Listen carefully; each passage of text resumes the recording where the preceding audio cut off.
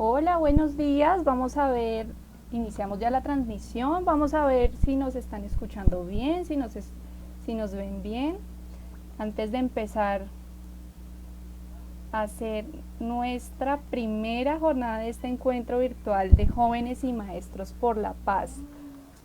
Por favor, escríbanos acá en la transmisión si nos están escuchando bien.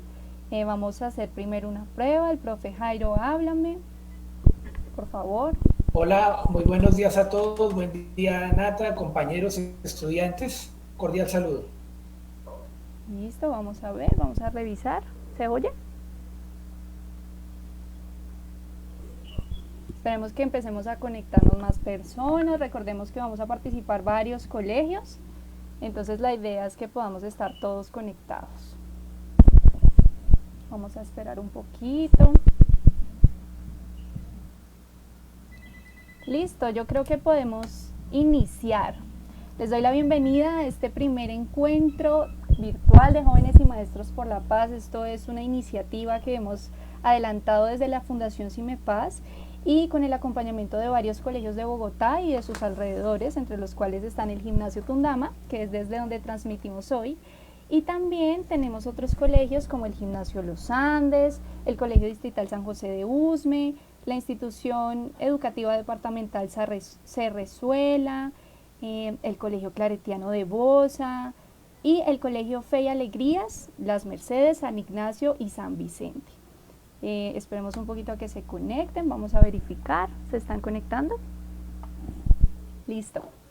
Les voy a contar un poco cómo va a ser esta transmisión. Nos vamos a ver durante 4 días, hoy es el primero, de aquí al viernes nos vamos a ver y cada día tenemos una programación diferente con invitados distintos. La idea es que hablemos sobre la paz. ¿Por qué la paz? Porque resulta que esta es la Semana por la Paz y desde la academia queremos transmitir eso. Queremos que los jóvenes y sus familias entiendan que nosotros desde cada uno podemos transmitir la paz, ser seres de paz y contribuir a ella. No solo los acuerdos de paz hacen esto.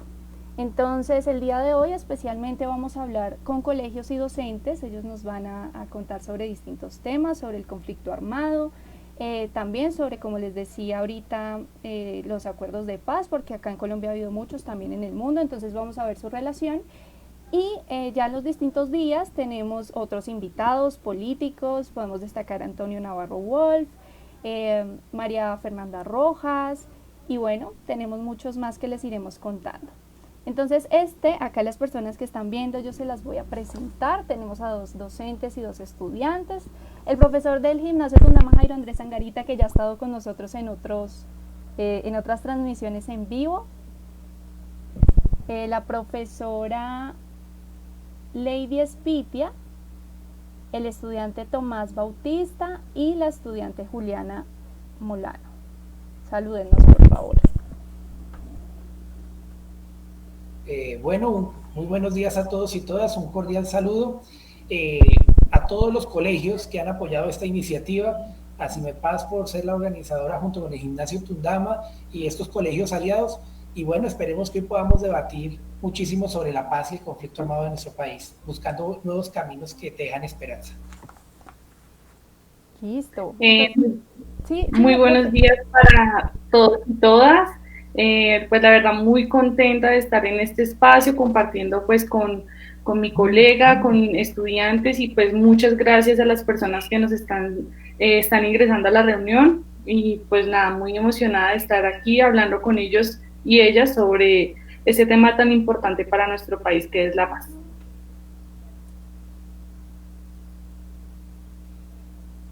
Listo, los estudiantes, un pequeño saludito también ahí para empezar esta jornada. Está temprano, pero vamos conectándonos todos. Bueno, hola, yo soy Tomás Bautista, soy del Colegio Gimnasio Los Andes y nada, pues agradecer mucho la invitación a este programa de CIMEPAS, pues para buscar nuevos caminos en una paz alternativa en un futuro de Colombia, especialmente empezando por nosotros que somos los jóvenes y podemos hacer un futuro mejor. Bueno, muy buenos días a todos. Mi nombre es Juliana Molano Hernández. Pertenezco al Colegio por Subsidio Norte y estoy en grado 11. Pues primero que todo, muchísimas gracias por darnos esta oportunidad. ya que los jóvenes somos el futuro del país. Y nada, aprovechar esta ocasión para poder realizar el debate de una buena forma. Gracias. Súper. Listo, vamos a empezar haciéndole una pregunta al profesor Jairo Angarita, porque desde los inicios de la República en Colombia se han llevado a cabo varias luchas agrarias, que es el tema de este primer debate. Vamos a tener otros dos durante el día, pero en este específico, con estas 4 personas que nos acompañan, vamos a tratar el tema luchas agrarias. Les decía, desde los inicios ha habido bastantes luchas agrarias que han sido protagonizadas por comunidades ancestrales, por afrodescendientes, por campesinos, y por esto mismo nos gustaría reflexionar sobre algo en específico, y es de qué manera estas luchas agrarias y el desarrollo histórico que han tenido son un punto determinante en el origen de la violencia y en su evolución en el conflicto armado en Colombia. Profesor Jairo. Bueno, gracias Natalia.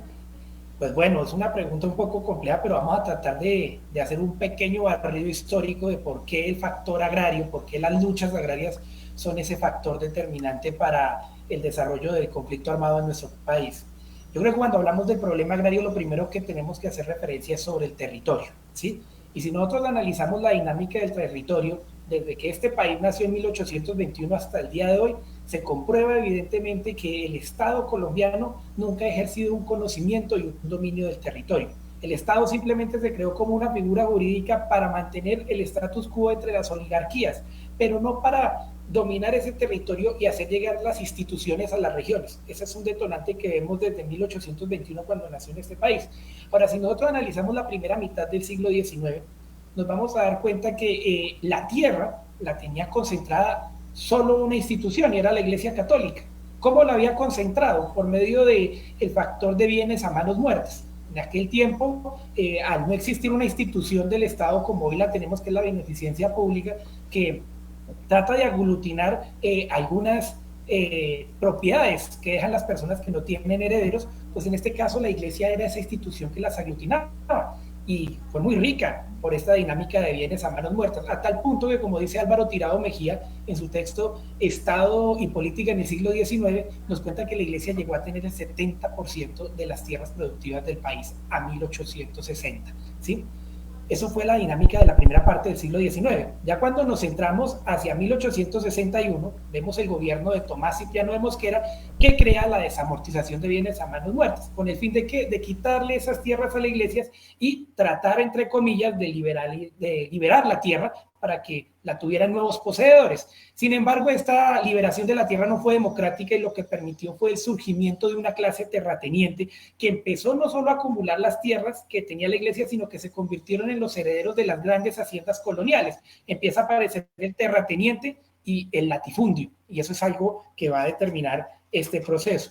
Ya para 1861 hasta finales del siglo XIX, vamos a ver cómo estas tierras que van a tener estos terratenientes van a estar en manos de caciques electorales y de oligarquías regionales, los que les va a permitir a ellos tener un control y un poder político a nivel electoral.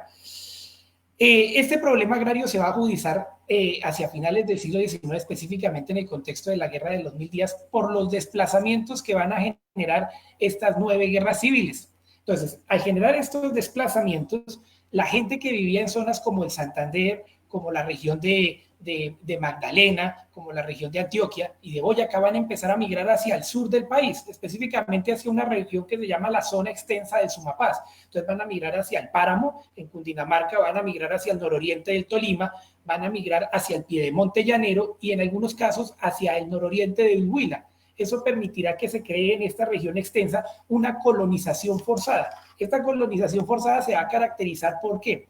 Por ver cómo los campesinos entran al páramo, cómo empiezan a desmontar las faldas de la cordillera, entrar a territorios que no eran aptos para la agricultura, sino que eran zonas y ecosistemas que hoy en día deberían ser protegidos, y empiezan a desarrollar en estas tierras territorios aptos para la agricultura. Eso es lo que se conoce como la colonización de los baldíos. Entonces ahí vamos a ver cómo los campesinos entre semana creaban sus finquitas, y ya aliados con algunos vecinos colonizadores que empezaron a llegar a estas tierras, los fines de semana van a empezar a construir los caminos. y después de los caminos van a construir la iglesia, van a construir la plaza de mercado, el cementerio, por último van a construir inclusive la escuela y la inspección de policía, y ahí es donde vamos a ver el origen de los municipios y de los primeros pueblos de Colombia. Ahí, así de esa manera vamos a entrar al siglo XX.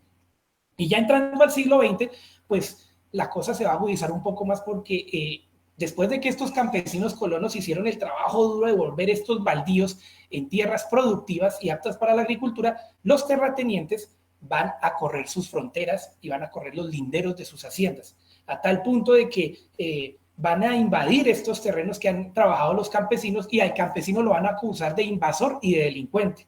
Entonces, iniciamos el siglo XX entre una lucha entre campesinos colonos y terratenientes en la región del Sumapaz. Pero no es el único foco de luchas agrarias que vamos a ver entre 1900 y 1930. Vamos a ver también en el Cauca una gran lucha por la tenencia original de la tierra, donde va a decir, oiga, no, la tierra es de nosotros los indígenas, inclusive recurrió a estas cédulas virreinales para tratar de decir que la tierra le pertenecía a los indígenas. Y también vamos a ver hacia finales de la década de los años 20 un conflicto muy fuerte entre campesinos y trabajadores en la zona bananera, que como todos lo sabemos va a desembocar en lo que se conoce como la masacre de las bananeras. Entonces, los 30 primeros años del siglo XX van a estar combustionados, ¿por qué? Por la tenencia de la tierra, una lucha entre campesinos y terratenientes, una lucha entre campesinos indígenas versus oligarquías regionales, y en el caso de la región bananera, luchas entre campesinos, trabajadores versus las multinacionales dedicadas a agriculturas de exportación, como es el caso de United Fruit Company.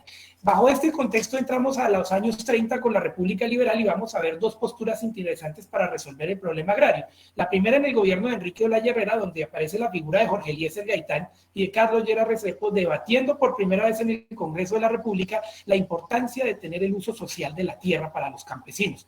Esto va a ser un debate de 4 años y va a desembocar más adelante en una de las tesis importantes de la Revolución en Marcha del gobierno López Pumarejo, con lo que va a ser la Ley 200 de 1936, que es la famosa ley de la reforma agraria. Hasta ahí, digamos que había una esperanza por resolver el problema del campo colombiano. Sin embargo, esto no va a ser posible porque al problema de la tierra, al problema de las luchas agrarias, se va a unir el problema de la violencia partidista. Entonces los campesinos van a empezar a cobrar partido. Muchos de ellos van a simpatizar con las ideas liberales y van a formar las primeras guerrillas agrarias y liberales en 1930. Y más adelante los conservadores se van a aliar con el sector terrateniente de este país. Esa dinámica se va a comportar de esa manera desde los años 30 específicamente hasta el año de 1954, cuando el gobierno de Gustavo Rojas Pinilla intenta hacer la paz con alguna de estas guerrillas. El caso más sonado es el de Guadalupe Salcedo con las guerrillas de los Llanos Orientales, y un caso menos sonado pero muy importante, el de las guerrillas agrarias de la región del Sumapaz. A ambas intenta desmovilizarlas, logra desmovilizarlas, pero se da una traición a estos procesos de paz cuando asesina a Guadalupe Salcedo aquí en Bogotá, y eso crea una nueva ola de violencia muy profunda.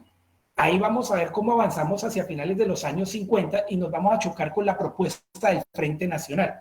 El Frente Nacional se presenta como una propuesta, entre comillas, de tratar de resolver el fenómeno de la violencia, y en el sentido agrario va a venir una de las grandes propuestas en este aspecto, y es la implementación en el año 61 de la creación del Instituto Colombiano para la Reforma Agraria, que se conoce como el INCORA. Entonces el INCORA quería tratar de resolver el problema de las tierras. Se crea una comisión muy importante que tuvo personalidades como el cura Camilo Torres, que el cura prácticamente que era capellán de la Nacional, que militó en el ELN. También vamos a ver la importancia inclusive de que esta comisión va a empezar a crear un censo de tierras, va a empezar a repartir las tierras entre los campesinos, y era una propuesta interesante para tratar de resolver el problema de la violencia. Sin embargo, ya en el gobierno de Guillermo León Valencia, que es el que sucede al de Alberto Lleras Camargo, él no simpatiza con las ideas agrarias y va a empezar a auspiciar la creación del paramilitarismo por un lado, pero también al mismo tiempo el bombardeo a Marquetalia, que eso es algo muy importante porque recuerden que con el bombardeo a Marquetalia nacen las FARC. Entonces, ahí vamos a ver que se empieza a dar una tensión entre las posiciones ideológicas del Partido Liberal y el Partido Conservador por apoyar la dinámica de la reforma agraria. Viene el gobierno de Carlos Lleras, y Carlos Lleras, muy preocupado por esta situación, va a impulsar la creación de la ANUC, la Asociación Nacional de Usuarios Campesinos, con el fin de defenderse de estas dinámicas que están implementando estos gobiernos.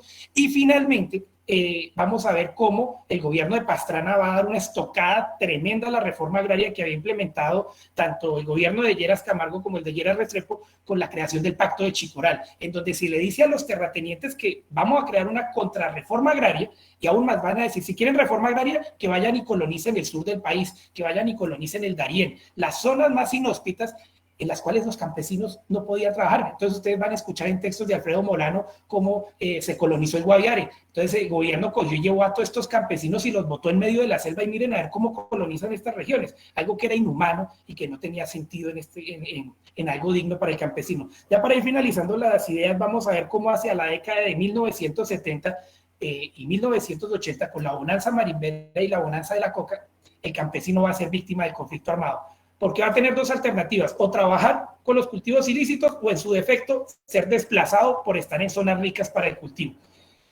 Esto va a ser un detonante que va a estar en las 3 últimas décadas del siglo XX, y el gobierno nacional va a empezar a mirar de qué manera puede colaborarle. Sin embargo, la voluntad es muy nefasta, hay que decirlo. Solo hasta el año 94 en el gobierno de Ernesto Samper se va a dar una pequeña puntada para salvar la lucha agraria en Colombia, y va a ser la creación de las zonas de reserva campesina, en donde se le va a dar la posibilidad al campesino de que se aglutine, de que se agremie y que pueda convertirse en un actor político y económico que pueda pensar en el progreso económico del país, pero también como un sujeto de paz, y esto es algo importante. Y ahí es donde vamos a ver cómo se da la articulación con el proceso de paz de La Habana, que eso es algo importante. ¿Por qué? Porque para ya finalizar vamos a ver cómo el primer punto de la agenda de paz nos va a hablar de reforma rural integral. ¿Por qué? Porque cuando se negoció en La Habana, tanto el gobierno como la guerrilla eran conscientes de una cosa: el problema es la tierra y necesitamos democratizarla, y necesitamos que el campesino tenga oportunidades dignas de progreso y de desarrollo. Entonces, ¿qué era la reforma rural integral? No consistía solo en entregarle las tierras a los campesinos, no consistía solo en darle subsidios, consistía en también brindarle condiciones de profesionalización, condiciones de que el campo se convirtiera en tal vez el primer actor económico fundamental para el progreso y el desarrollo económico de nuestro país. En pocas palabras, para terminar mi intervención, diría que ahí está la necesidad de implementar el primer punto de acuerdo de paz, porque la gente no entendió que la paz era progreso económico. La gente se quedó simplemente con que la paz era el fin del conflicto, el fin de dejarnos de echar bala, pero la verdad era el progreso económico y la modernización de la cultura política en Colombia. Muchas gracias. Muchas gracias, profe Jairo. Les quiero recordar a todas las personas que nos están viendo que en este momento son más de 370 y seguimos subiendo, que empezamos 10 minutos tarde, entonces vamos hasta las 12:10. No se preocupen si de pronto tenemos un poco intervenciones más largas de lo que teníamos planeado, son 10 minutos de más y eso es todo. Ahora quiero hacerle una pregunta a la profesora Lady Espitia. Ya hablamos de que hay grupos de insurgencia y que esos grupos de insurgencia nacen desde la misma gente en Colombia, no solamente desde la influencia de actores internacionales con las revoluciones rusas o cubanas, sino desde acá mismo, el campesinado, los afrocolombianos. Pero entonces también, como les digo, hay causas internacionales que llevaron al surgimiento de esta insurgencia. Y en general, ¿cuáles son las causas de esta insurgencia y cuál es su relación con el conflicto armado, profe Lady? Bueno, muy buenos días. Pues responderte a esta pregunta es ampliar un poquito el panorama que nos da el profe Jairo, porque todo tiene que ver, y digamos específicamente no hay un origen establecido del inicio del surgimiento de las insurgencias en Colombia. Si no hablamos, podemos hablar desde 2 puntos importantes de este origen. El primero, pues, de la falta de garantías de participación política que nos brindaba el status quo de las oligarquías bipartidistas, liberal y conservador. Y el segundo lo podemos establecer debido a la desigualdad de las tenencias de tierra, todo el conflicto agrario que nos acaba de explicar el profe Jairo, y el conflicto social que se enmarcaba en la época, y pues como tú lo dijiste, Natalia, por todo el proceso que vivía el siglo XX y el siglo XIX a nivel mundial. Entonces aquí podemos enmarcar la Revolución Cubana, podemos enmarcar la Guerra Fría, digamos la participación de Colombia en la Primera y la Segunda Guerra Mundial. Entonces todo este proceso hizo que no hubiera un progreso y un bienestar para la población civil.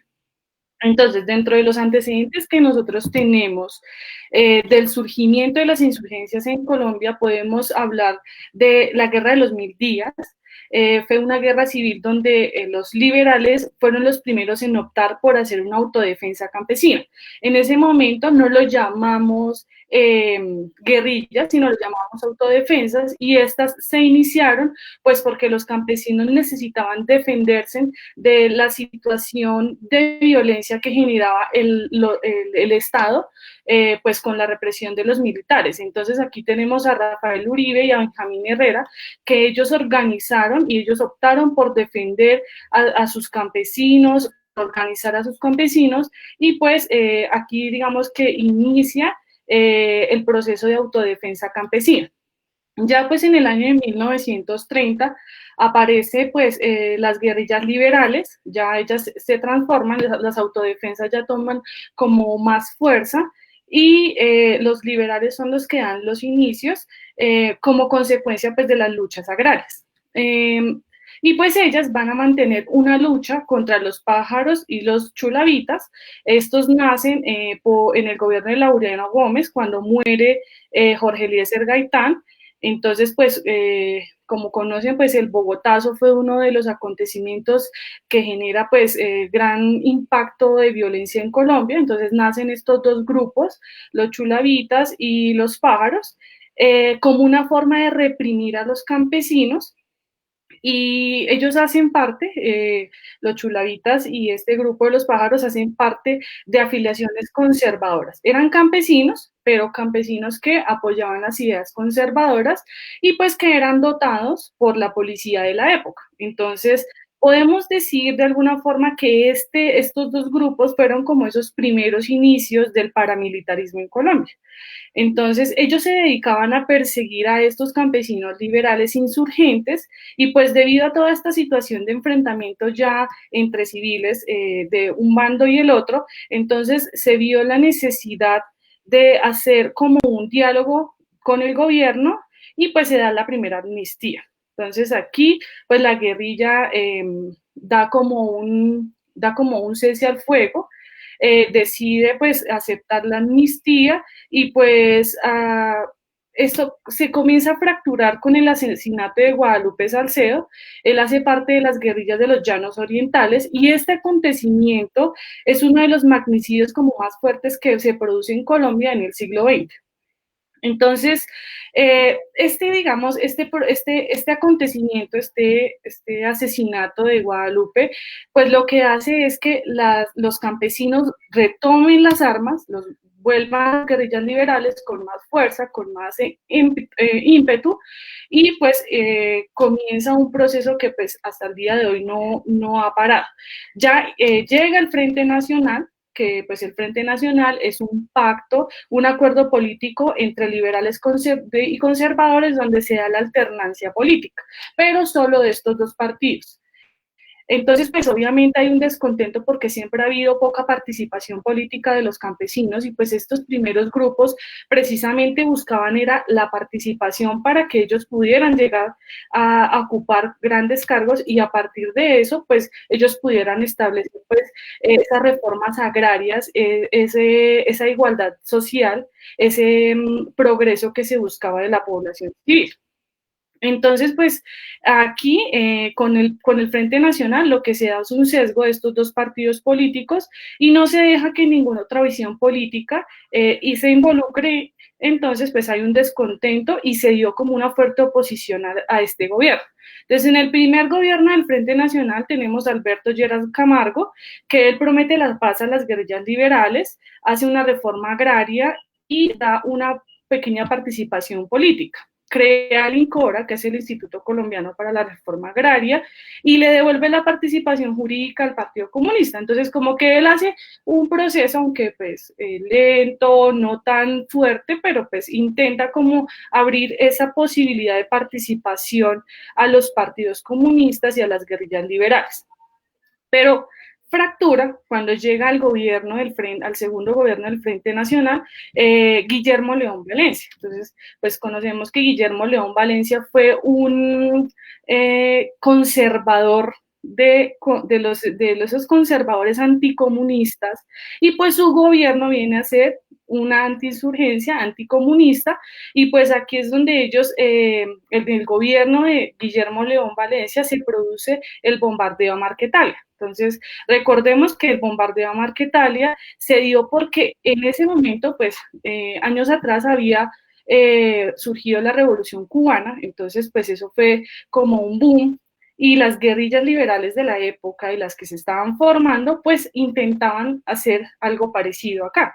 Y se formaron algo que denominaron las repúblicas independientes. Entonces, este gobierno temía que llegara a pasar algo como pasó en Cuba, o que estas repúblicas realmente perdieran o se escaparan del control del Estado. Entonces lo que hicieron fue bombardear a Marquetalia. Entonces esto fue bueno, es evidente que fue uno de los errores más grandes que se ha cometido pues en el siglo XX, porque hubo una gran baja de campesinos inocentes, cientos que venían de ese proceso fallido, de ese fracaso de amnistía por el gobierno de Rojas Pinilla, y pues ellos en ese bombardeo, pues muchos de ellos lograron escapar, y luego se organizaron bajo la dirección de Pedro Antonio Marín, más conocido como Manuel Marulanda Vélez o Tiro Fijo. Entonces, desde ese momento se agrupan esos grupos, esas personas que lograron escapar, y se forman esas primeras guerrillas móviles, y pues se establecen pues las FARC, que son Fuerzas Armadas Revolucionarias de Colombia, en el año de 1964. Entonces, a raíz del bombardeo a Marquetalia, tenemos la conformación de la primera guerrilla en Colombia, que fue las FARC. En ese mismo año, en 1964, en el departamento de Santander, nace el ELE, Ejército de Liberación Nacional.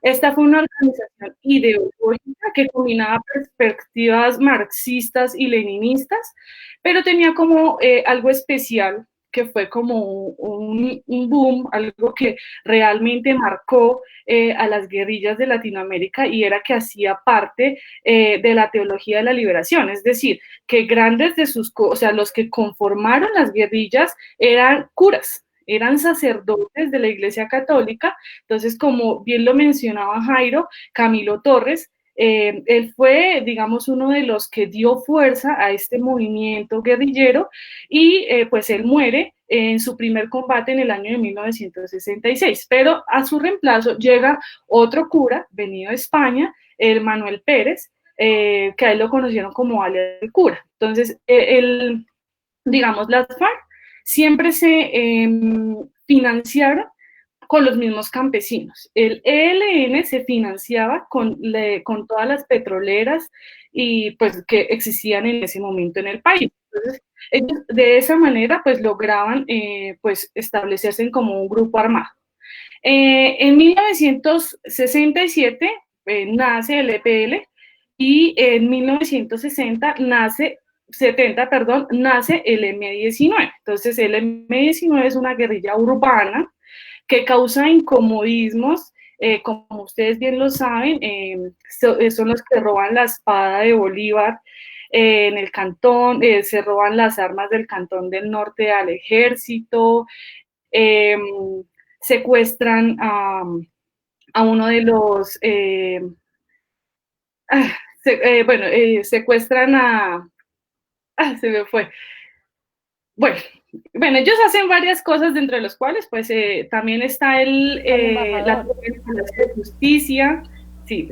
Entonces, ellos vienen a ser como bien mal llamadas las guerrillas gomelas, porque muchos de sus integrantes eran universitarios y pues nacen a raíz del fraude de las elecciones presidenciales del 19 de abril de 1970, que se dio como ganador a Misael Pastrana Borrero sobre el general Rojas Pinillas. Entonces ellos nacen como ese descontento por ese fraude electoral que hubo y pues marcó fuertemente el proceso de insurgencia en Colombia. Esta guerrilla del M-19 también pues es una de las que inicia con los procesos de paz.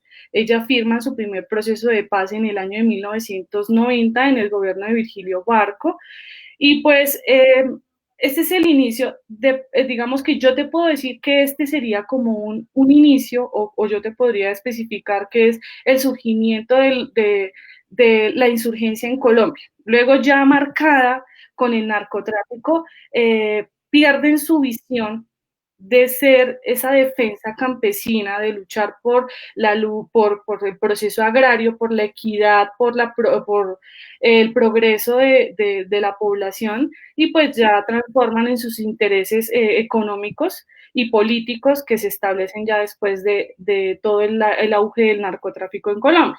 Entonces, como conclusión y ya para terminar, te puedo decir que el surgimiento y la permanencia del conflicto armado en Colombia se da por la ausencia del Estado. O sea, nos hemos dado cuenta que el Estado nunca ha hecho realmente un proceso que dé participación política y que brinde las garantías de la repartición de tierras equitativas, que dé el progreso a la sociedad, que realmente proteja los intereses de los ciudadanos. Entonces, pues es aquí donde tenemos pues el surgimiento y la permanencia de este conflicto armado. Muchas gracias, profe Lady. Me gustaría saludar ahorita a algunas personas que se han conectado y que nos están saludando también en los comentarios, como la profesora Yuli Paola Meneses o la estudiante Kenneth Julián Escobar, Kenneth Julián Escobar, la estudiante Claudia Moreno o la estudiante Carol Buitrago. Bueno, ahora yo quisiera que los que nos están acompañando, los chicos que nos acompañan, no entiendan esto como, ay, qué pereza, otra vez la historia, me la resumieron, pero en 5 minutos. Sí, es algo denso de entender, es algo un poco complejo de digerir, pero la idea es que nunca olvidemos una frase que a mí me dijeron cuando yo estaba en el colegio: el que no conoce su historia está condenado a repetirla. Y eso es muy cierto. Si nosotros desde jóvenes no conocemos por qué motivo están marchando en las calles o por qué motivo hicieron un acuerdo de paz, va a ser muy difícil que empecemos a hacer cambios de aquí en adelante.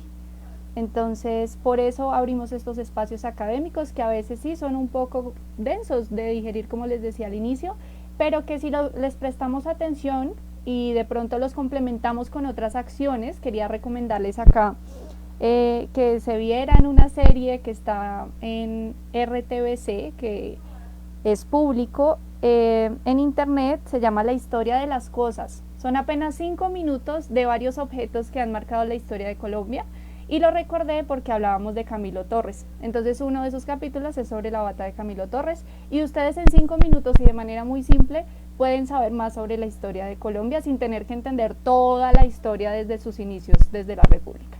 Entonces ahora sí les voy a dar paso a nuestros estudiantes. No sé quién quiere empezar haciéndole la pregunta. Por favor, aclárenme sus nombres, colegios, nuevamente, y a quién le van a hacer la pregunta. Listo, entonces vamos con Juliana. Bueno, vale. Mi nombre es Juliana Bolano Hernández. Pertenezco del Colegio Colsubsidio Norte, y mi pregunta es para los dos profes en general, y es por qué el campo colombiano se encuentra en abandono absoluto por parte del Estado. ¿Quién de los dos quiere lanzarse a responder? Y el otro responde la siguiente pregunta, profe Jairo. Bueno, yo creo que si miramos lo que expuse y lo que se complementó con la exposición que ha hecho la compañera Lady, es evidente que el campo colombiano ha estado abandonado porque el Estado no ha cumplido su fin de esencial, y es de mantener bienestar y progreso en las regiones del país.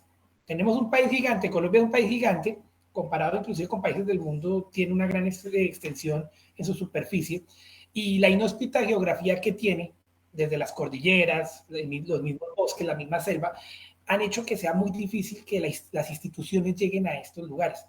Bueno, a eso también hay que sumarle también el factor de falta de voluntad política que han tenido nuestros gobernantes y por otro lado el factor de la corrupción, ¿sí? Porque son tal vez esos elementos los que han impedido que nunca se llegue. El campo ha estado abandonado y es triste porque lo que nos ha hecho a nosotros, digamos, ser conocidos en el mundo a nivel económico, desde las economías legales, hay que decirlo, ha sido, por ejemplo, el café. En Colombia, el café fue lo que nos sacó a nosotros al capitalismo mundial, ¿sí? Y eso permitió que en algún momento, cuando se dio la bonanza cafetera en los años 50, esos dineros nos permitieran modernizar muchísimas cosas, ¿sí? Crear infraestructuras, crear instituciones, pero ¿qué es lo que ha sucedido? Que simplemente nos acordamos del agro cuando hay bonanzas, pero cuando el agro necesita la ayuda, cuando el campesinado necesita la ayuda, no lo miramos porque hay un imaginario también terco en la sociedad colombiana de ver que el campesinado es síntoma de atraso, ¿sí? A nivel económico, y es todo lo contrario.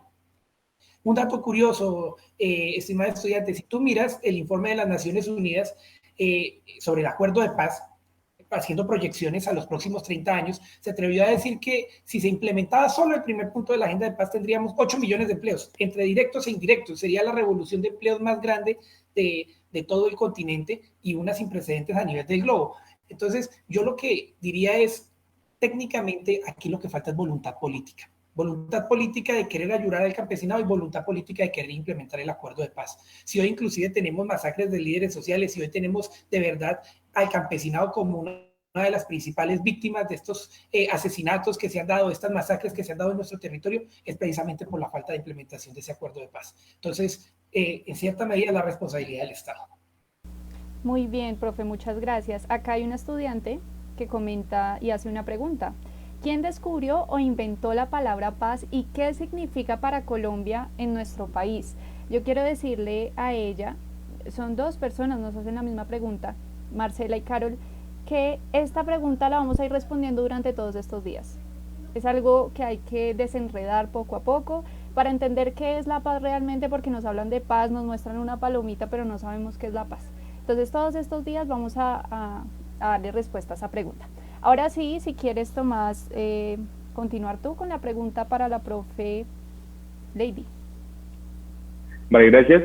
Pues teniendo en cuenta el recorrido que acaban de dar históricamente sobre el conflicto armado y pues la cantidad tan grande de organizaciones que se han dado para erradicar el conflicto de las tierras, me gustaría saber qué importancia adquieren dichos programas, tales como el Plan de Restitución de Tierras, para la resolución y la equidad del conflicto. Sigue, profe Lady. Okay. Listo. Pues el plan de restitución de tierra se viene a dar pues en 1901 con todo el tema de la firma de la Constitución, 1991 con la firma de la Constitución Política.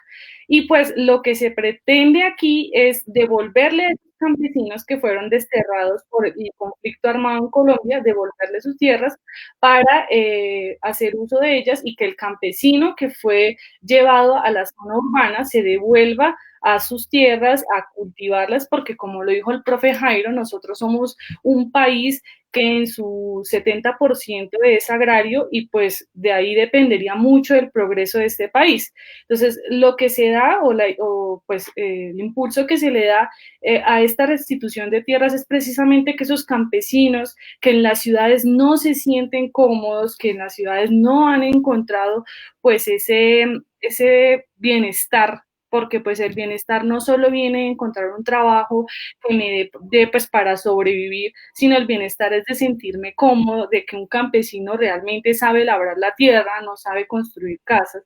Entonces es como darle ese valor a estas personas, pero pues nos damos cuenta que pues con el intento fallido de los procesos y los acuerdos de paz y con, como dijo el profe Jairo, con la, digamos, la dejación del Estado por no realmente hacer un proceso bien hecho, pues tenemos que pues, los campesinos no tienen las garantías de seguridad para devolverse a sus tierras, no tienen las garantías económicas, pues porque financiar un cultivo lícito no es nada económico, entonces pues al campesino no se le da la mano. ¿Sí? En ningún momento se le da la mano, no le facilitamos las cosas, sino por el contrario lo que pretenden con las economías extensivas, las ganaderías extensivas, pues ese dominio que tienen algunas clases sociales, por decirlo de alguna forma, de no soltar esas tierras, así sean improductivas, al campesino para que la trabaje, pues tenemos todavía pues que muchas de esas personas no quieran volver pues a sus lugares de origen o pues que hayan vuelto, pero resulta que esas tierras nuevamente han sido parte del conflicto. O sea, nuevamente han sido retomadas, sea por el paramilitarismo, sea por el nuevo auge de estas, las nacientes de autodefensas, por decirlo de alguna forma. Entonces es muy difícil. Vuelven a su tierra, pero pues de alguna forma se tienen que devolver nuevamente para la ciudad porque no hay garantía de vivir con paz, con protección del Estado y pues con la inversión que se necesita en la parte agraria. Muchas gracias, profe. Y ya para cerrar este espacio, este es nuestro primer debate, recordemos que tenemos otros dos durante el día, pero para los que nos están viendo, para que no nos aburramos, para que vayamos y cojamos un vasito de agua, vayamos al baño, vamos a tener un corte de comerciales de apenas 5 minutos antes de ir con el siguiente debate. Y acá voy a rescatar algo antes de irnos, de los comentarios que nos han hecho. Y es Luis Fernando Contreras, dijo, la paz es corrupción, eso en sí no existe, es un papel firmado por políticos y es un negocio político. Yo quiero recordarle a Luis Fernando, no sé si es estudiante, que por favor nos escriba ahí de qué colegio es y de qué curso, que este espacio es académico. Y está muy bien tu comentario porque todos debemos opinar, pero recordemos que acá no lo hacemos por política, estamos solo dando la historia de lo que ocurre en nuestro país, de lo que ha ocurrido, y entender que la paz en ese sentido puede estar mediada por política, pero no necesariamente lo hace el gobierno, lo hacemos todos desde nuestra propia individualidad. Entonces, listo, nos vamos al primer comercial. Muchas gracias, espero que nos veamos pronto, los estudiantes y profes que participaron, y también a la audiencia. Ya volvemos.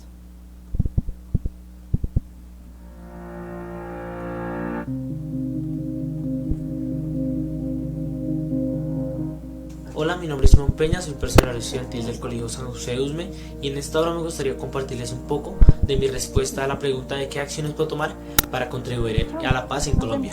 Considero que para hacer paz en Colombia debemos tener un cambio de mentalidad y poder contribuir al cambio y no esperar que se haga solo, de una forma en que pueda dar mi punto de vista sin afectar a nadie y que los demás puedan dar su punto de vista y que yo se los respete. Ese es mi pequeño aporte y muchas gracias. Yo creo en la paz de Colombia y todos podemos aportar para lograrlo. Así que ¿por qué no empezamos con pequeñas acciones desde nuestro hogar, donde hoy pasamos la mayoría del tiempo? Aprendamos a escucharnos y a conciliar nuestros problemas hablando. Mi aporte para la paz es fomentar buenos hábitos que estimulen de manera positiva el desarrollo emocional y cognitivo de nuestra sociedad y de nuestras futuras generaciones. Hola, mi nombre es Daniela Layton, la representante del Consejo Estudiantil del Colegio San José de Usme. Respondiendo a la pregunta, ¿qué acciones puedo tomar para contribuir a la paz en Colombia?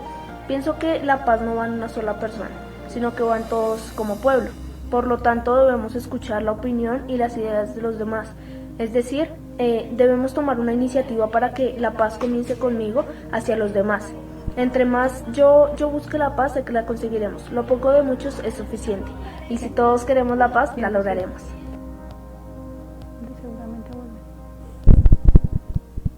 Hola. Juan Manuel, actívame cámara, por favor. Juan Manuel. Gracias. Listo. Estamos ahí todos ya en 3 minuticos. Me gustaría ser una presentadora deportiva reconocida. Poder hablar un idioma muy peculiar, que es el coreano. Conocer muchos países, muchas culturas. Me gustaría entrar a estudiar alguna carrera en negocios internacionales, que también es mi sueño. Para mí la felicidad es mi familia, las cosas que yo quiero hacer y quiero cumplir. No sé, lograr triunfos. Hacer lo que a uno le guste. Bueno, pues la verdad a mí no me ha afectado mucho la guerra, la verdad. O sea, porque en el mundo en el que yo vivo la guerra no está tan, pues no la siento tanto. Pues tal vez a través de periódicos y noticieros. Los grupos armados entraron al pueblo. En ese tiempo estaban reclutando a los niños y mis hermanos aún, mi hermano mayor tenía como 10, 11 años. La única forma para que pudiéramos nosotros estar a salvo, por decirlo así, fue irnos. Llegaron a la casa, estábamos todos durmiendo y llegaron con armas y nos despertaron a todos y sacaron a mi papá y a mi tío. Los amarraron y los subieron al frente de la casa. A mi tío le pegaron un tiro con una pistola, a mi papá con un rifle.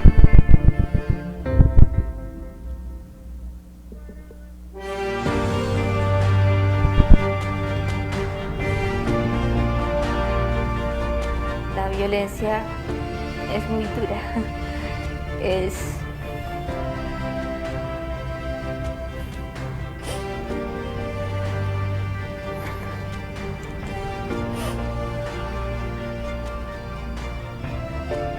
Soy de Colombia. Colombia. De Colombia. Colombia.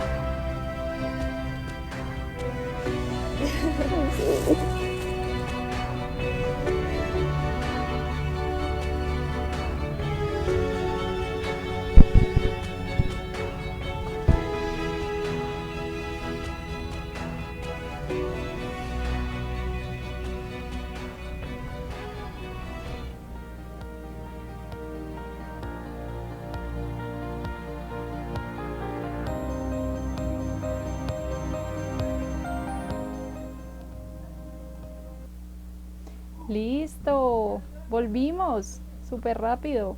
¿Cómo están? Ahora estamos con otra vez 2 estudiantes y 2 profesores, pero esta vez diferentes. Estamos con la docente Juliet Cuellar, la docente Nora Vázquez y los estudiantes Juan Manuel y Jimena. Vamos a verificar que nos estemos escuchando porque son distintas personas. Entonces, por favor, hablemos y rectifiquemos. Si quieres, profe, alguna de las profes. Buenos días, soy la profe Juliet. ¿Me escuchan? Perfecto. Vamos a ver. Parece que sí. Parece que sí. Bueno, entonces, siguiendo con todo esta primera jornada, este es el segundo debate. En este momento, como hablábamos ahorita, el primer tema eran las luchas agrarias y los campesinos y otros actores que estuvieron relacionados directamente con ese tema. Pero ahora nos vamos a hablar sobre el paramilitarismo y las víctimas. Ese es un tema que yo creo hace varios años, yo soy muy joven acá donde me ven, pero cuando era pequeñita, recuerdo que hablaban mucho de paramilitarismo en el televisor. Y ahorita volvimos a hablar de eso. Y es raro porque puede que los estudiantes que están acá de sexto a 11 en los colegios no entendamos qué es el paramilitarismo. Entonces, de eso vamos a hablar en este debate. Empecemos con la profesora Juliet. Entonces, continuando con esta reflexión, pasamos de actores insurgentes al paramilitarismo, que tienen algo, digamos, una característica principal y es que son contrainsurgentes, ¿verdad? ¿Cuál es el origen de este paramilitarismo y cuál ha sido su contribución a la evolución del conflicto armado en Colombia, profe? Los saludo de nuevo, buenos días, mi nombre es Juliet, yo soy profe de sociales, hago parte de la corporación CIMEPAS.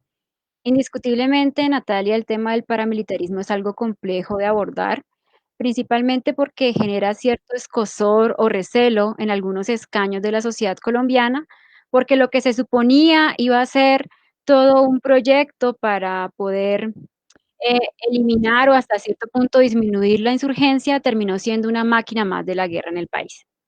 Cuando hablamos de paramilitarismo, de la palabra paramilitar, estamos haciendo alusión a grupos cuya estructura funciona de forma paralela o semejante a las fuerzas militares y que pueden combatir con ellas también un enemigo común. Yo les pido disculpas si de pronto al fondo escuchan la venta de algunos productos, pero puede pasar en estas transmisiones en vivo. Entonces, continuando con esta misma historia. La primera vez que empezamos a escuchar la palabra paramilitar, dice la Fundación Minga, es hacia los años 70 y 80 en Centroamérica, Salvador y Nicaragua. Estas estructuras han existido desde hace mucho tiempo, tanto en Colombia como en Latinoamérica, y en algunos puntos los estados también las apoyaron e inclusive crearon legislación para poder soportar el actuar de estos grupos.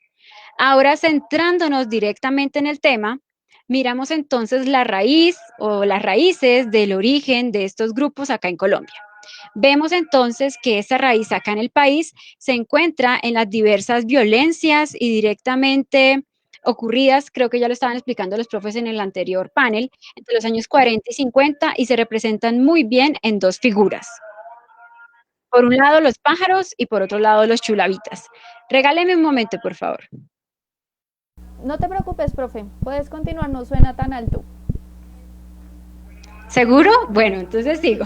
Entonces, entre los años 40 y 50 encontramos como las raíces de este fenómeno, en dos figuras, en los pájaros y en los chulavitas, que ya lo explicaban atrás el profe Jairo, la profesora Lady, y que en seria complicidad con las élites del Partido Conservador, lo que hicieron fue empezar a amedrentar, asesinar y disminuir o someter a las fuerzas opositoras que en ese momento estaban representadas por diferentes facciones del Partido Liberal.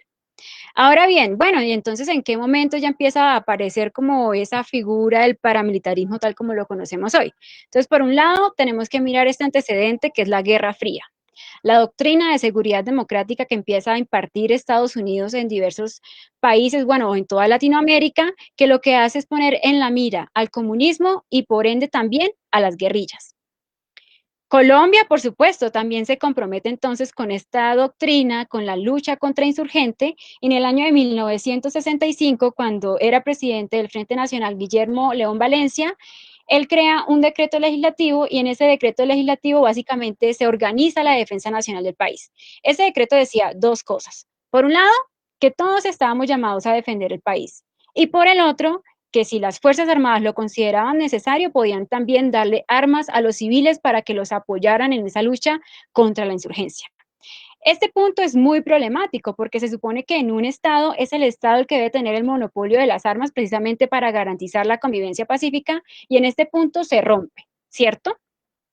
Posteriormente, ese decreto que se formula en 1965 se convierte en ley, en la Ley 48 de 1968, y ya con esta se inauguran lo que nosotros conocemos como los grupos de autodefensas, ¿sí? Avancemos un poco hacia los años 70 y 80, bien sea por la orientación ideológica de estos grupos o por las fuentes de financiación que tenían, hacia los años 70 y 80 estos grupos empiezan a establecer vínculos con poderes regionales y particularmente con el narcotráfico. Y los años 80 también marcan un antes y un después en el accionar de estos grupos, principalmente por dos razones. Por un lado, porque empezando los 80, el presidente de ese entonces, Belisario Betancur, empieza a adelantar un proceso de paz que es visto con cierto recelo u hostilidad por algunos sectores de la población en Colombia, principalmente narcotraficantes, sectores de derecha, las fuerzas militares, y por el otro lado porque se empieza a desarrollar un modelo de parasociedad o una estructura especializada que lo que hace es fortalecer esos grupos que nosotros conocíamos como autodefensas y les dan toda una estrategia militar, toda una estructura que los convierten no en grupos de autodefensas como ya les venía explicando, sino en grupos paramilitares ofensivos. Aquí confluyen muchos actores, los que ya nombré, narcotraficantes, también terratenientes, políticos, miembros de las fuerzas militares y civiles en este proceso.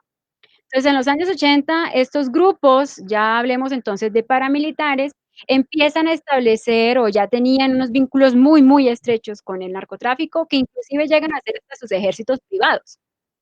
Y es por eso que en los 80 nosotros vemos que surgen muchos grupos.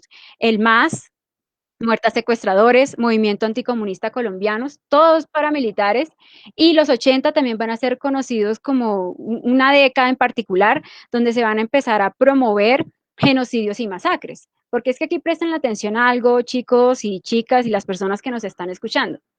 Digamos que se supone que estos grupos combatían la insurgencia o las guerrillas, pero se supone entonces también que la población civil era la base política y social de este enemigo que tenían. Eso quiere decir que entonces a los civiles también hay que atacarlos, ¿cierto? Entonces en los 80, cuando nosotros miramos la historia, vemos genocidios, masacres, detenciones, eliminaciones colectivas, limpieza social, entre muchas otras prácticas.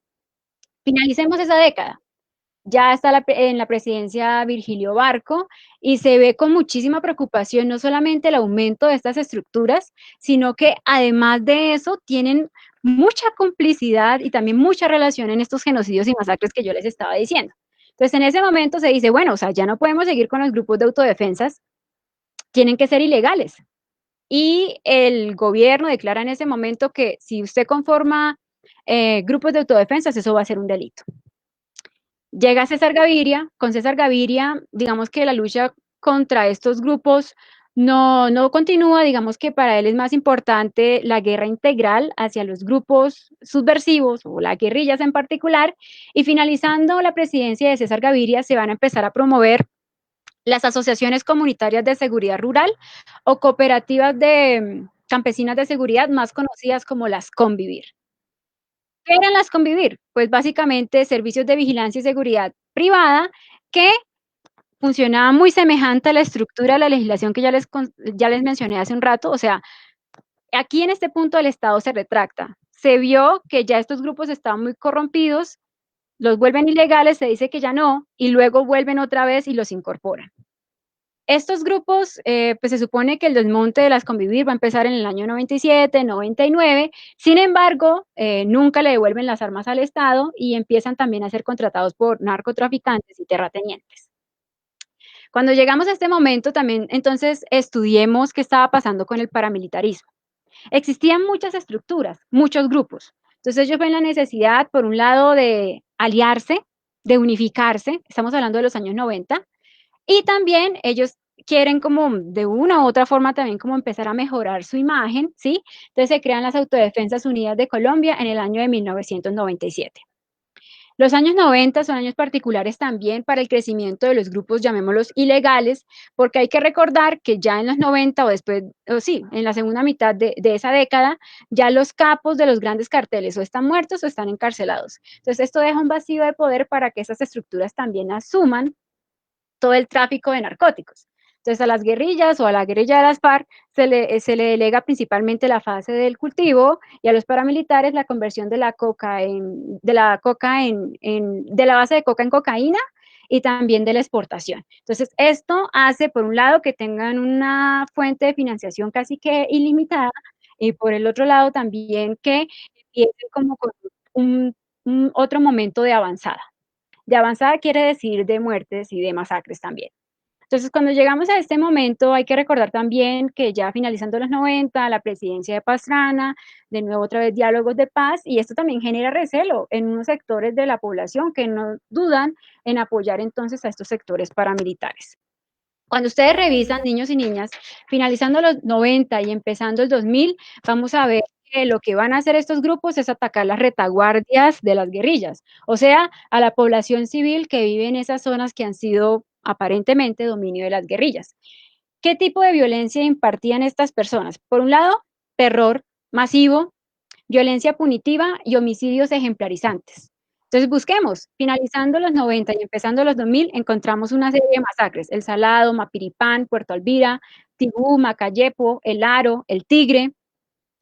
Cuando ya arrancamos los 2000, de nuevo, cambios. Por un lado, Estados Unidos ya ve como con cierto recelo el crecimiento de esos grupos, por un lado también están metidos con el narcotráfico. Se hacen los pactos o el pacto de Ralito que ustedes comúnmente conocen como la parapolítica, que yo creo que han escuchado, que básicamente es que los grupos paramilitares empiezan a promover a ciertos sectores políticos, principalmente tradicionales, básicamente con un objetivo, para que les ayuden a ellos a legalizar el despojo y a votar ciertas políticas, ¿sí?, que los favorecen a ellos. Profe, llega Uribe y concluyo. concluimos, por favor. Listo, vale, qué pena contigo. Entonces llega Álvaro Uribe en los 2000, entonces ya estos grupos dicen, bueno, entonces vamos a empezar unos diálogos de paz también con él. Se firma el Acuerdo de Santa Fe de Ralito, donde se comprometen a desmovilizar a sus miembros hasta finalizado el 2005. Se crea también la Ley de Justicia y Paz, la Ley 975, y se hace todo este proceso de desmovilización de los grupos paramilitares. Sin embargo, este proceso fue muy criticado.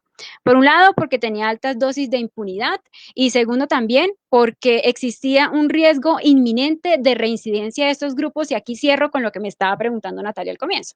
Entonces, de acuerdo con estudios que ha hecho Ariel Ávila, al menos el 80% de los mandos medios de los grupos paramilitares que aparentemente se habían desmovilizado volvieron a reincidir. Y empiezan a aparecer figuras como las BACRIM, las bandas criminales, grupos armados organizados, y de esas mismas estructuras también van a nacer una serie de grupos y organizaciones como las Águilas Negras, los Rastrojos, el Bloque Capital, y esos mismos grupos se empiezan a cooptar entre ellos, y es lo que hoy nosotros conocemos como el Clan del Golfo, las Autodefensas Gaitanistas de Colombia, los Caparrapos, la Organización Nueva Generación, los Pachencas.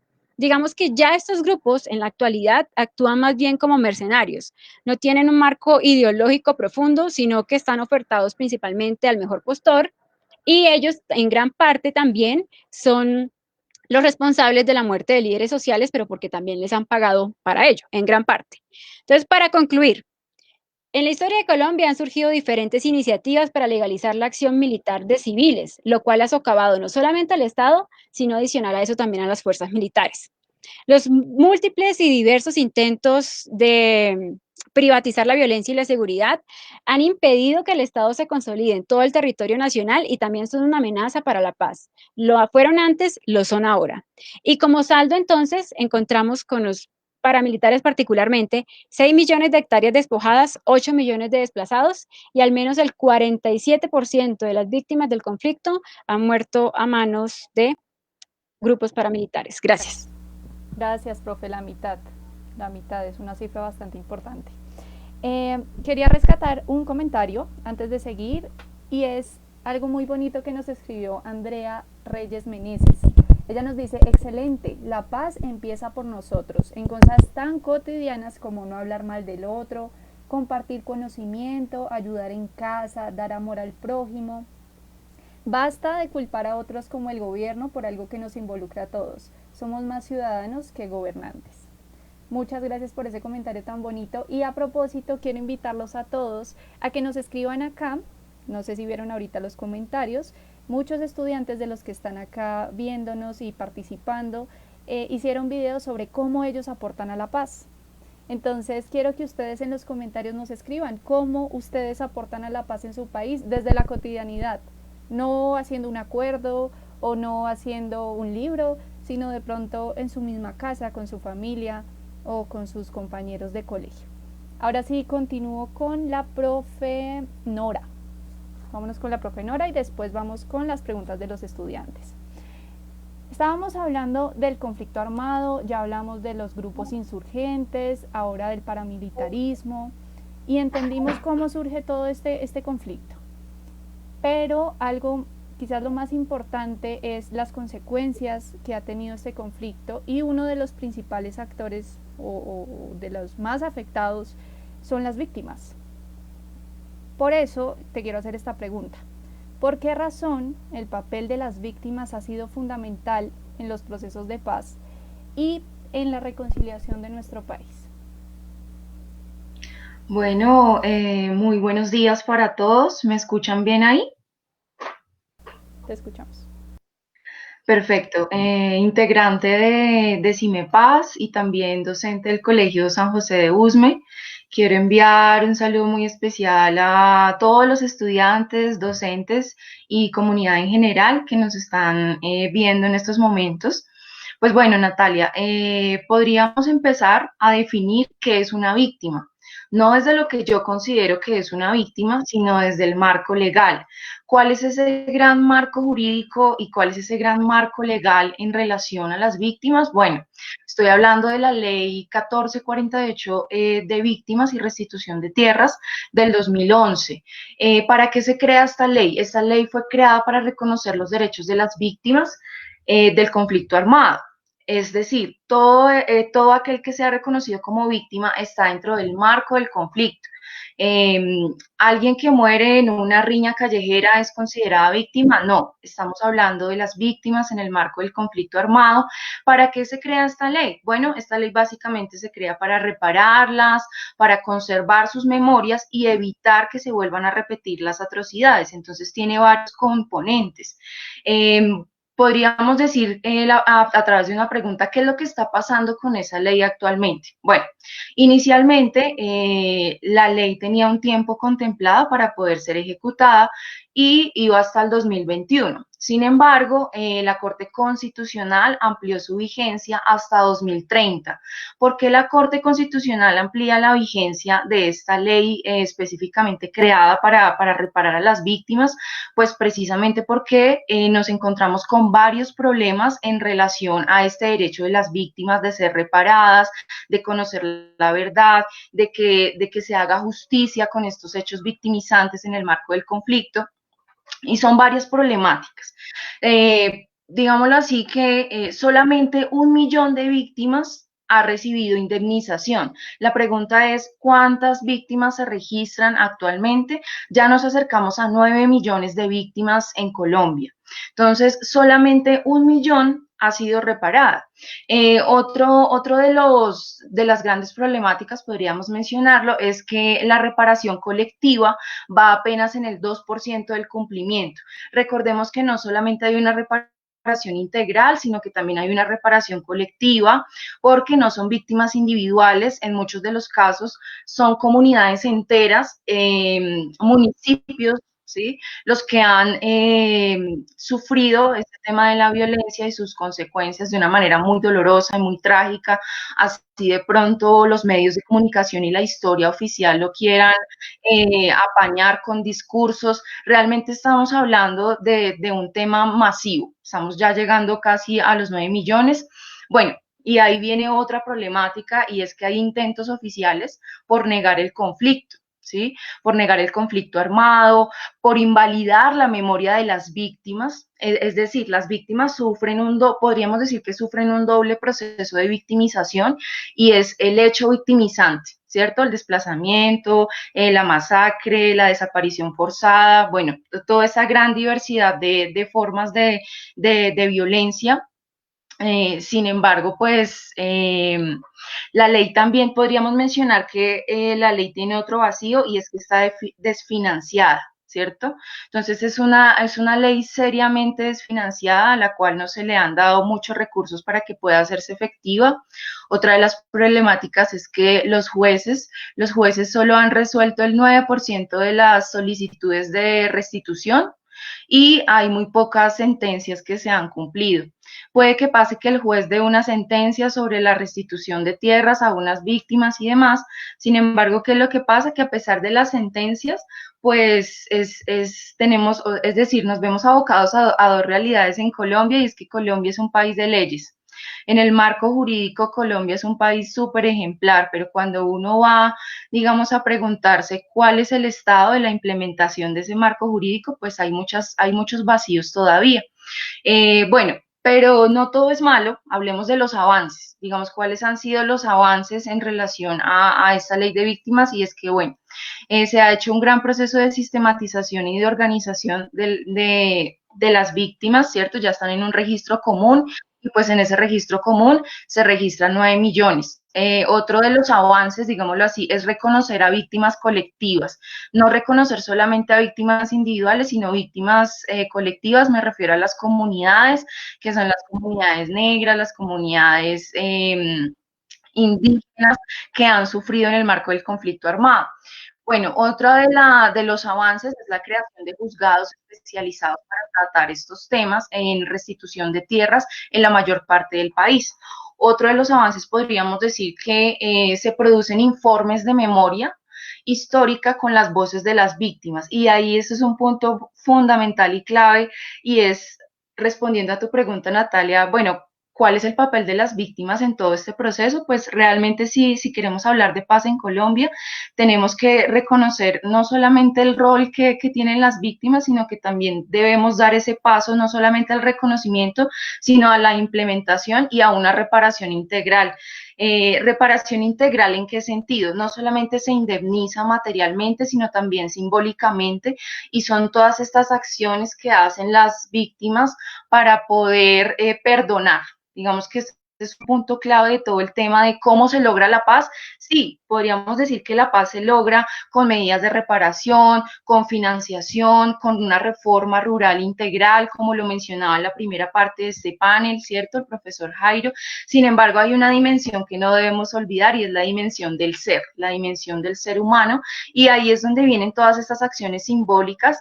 La mayoría de esas acciones simbólicas son producidas por las mismas víctimas, ¿cierto? Recordemos a las tejedoras de Mapuján, recordemos en San Carlos todas las iniciativas que se han hecho. Entonces, podríamos también, y con esto cierro también la pregunta, y es, bueno, no estamos hablando de un futuro ideal, ¿sí? Estamos hablando de una problemática que se ha venido agudizando, es decir, si esa ley de víctimas se crea bajo el presupuesto de poder reparar a las víctimas y demás, bajo una concepción integral, pues debemos hacer un balance. ¿Qué es lo que ha ocurrido en los últimos 2 años de ese gobierno? Pues que se ha aumentado, o sea, se ha venido aumentando la cifra de esas víctimas. Así se quiere hacer ver muchas veces como víctimas que no hacen parte, ¿cierto?, del marco de un conflicto armada, pero efectivamente esa es una de las problemáticas.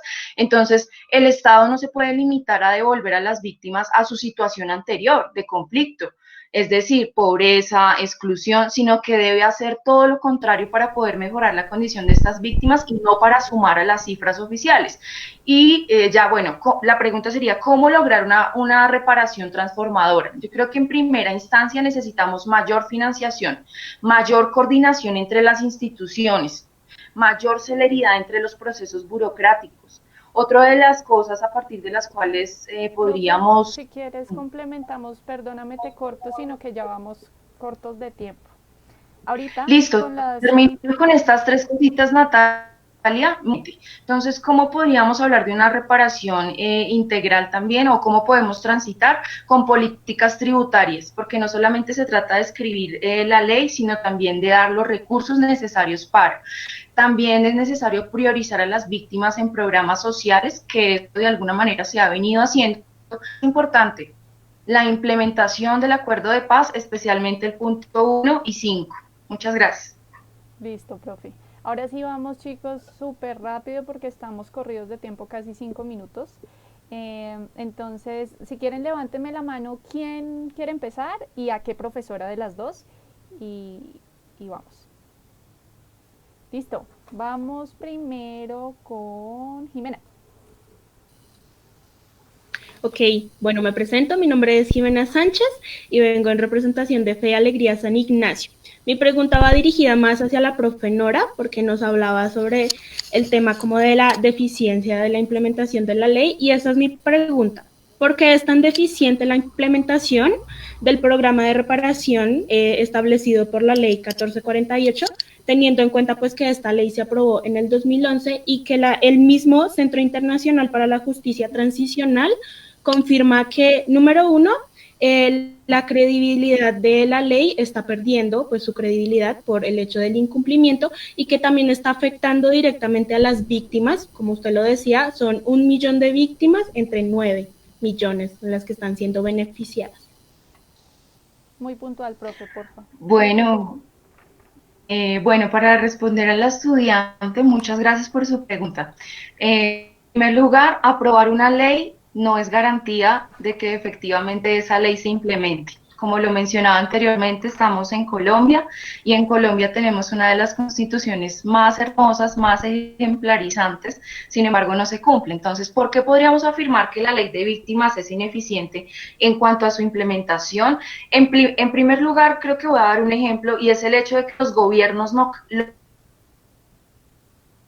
incluir dentro de los planes de desarrollo territorial asuntos de víctimas vacío jurídico, y es que desde los PDET, es decir, planes de desarrollo territoriales, los gobiernos locales no están obligados a incluir dentro de sus presupuestos el tema de las víctimas. Eso es un gran vacío jurídico. Otro de los aspectos es de pronto mencionar que a esta ley la apoyan unos decretos ley, por ejemplo el 4633 de 2011, en el que efectivamente es, y suena muy bien, se reconocen los derechos territoriales, ¿cierto? Es decir, que no solamente hay víctimas individuales, sino colectivas, y el conflicto armado no tiene víctimas homogéneas, es decir, hay víctimas que se podrían ser, y digámoslo así, ese es uno de los grandes avances de esta ley 1448, y es el tema de que es, digámoslo, la primera ley, ¿cierto?, que tiene un enfoque diferencial. Sin embargo, mientras los gobiernos locales no estén obligados a incluir dentro de sus planes de desarrollo territorial a las víctimas, pues ahí hay un gran vacío. Entonces, pues también que tengan que tengan una asignación presupuestal. Es necesario que desde esos planes territoriales haya una asignación presupuestal. Entonces, mire lo que está pasando ahorita en Bogotá, ¿cierto? Tenemos este decreto diferencial que protege a las comunidades indígenas, pero en la crisis actual muchas comunidades cogieron como refugio el Parque Tercer Milenio. Me refiero a las comunidades en Vera, que están habitando allí desde que empezó todo esto. Entonces, ya para terminar y haciendo un balance sobre quienes realmente están realizando un trabajo muy comprometido para que esta ley se cumpla, son las organizaciones sociales, las organizaciones de víctimas y cooperación internacional. Muchas gracias, profe, y muchas gracias, Jimena. Vamos ahora con la pregunta de Juan Manuel, que sería para la profe Juliet. Bueno, muy buenos días a todos, y vengo en representación del Colegio Las Mercedes IED de Fe y Alegría.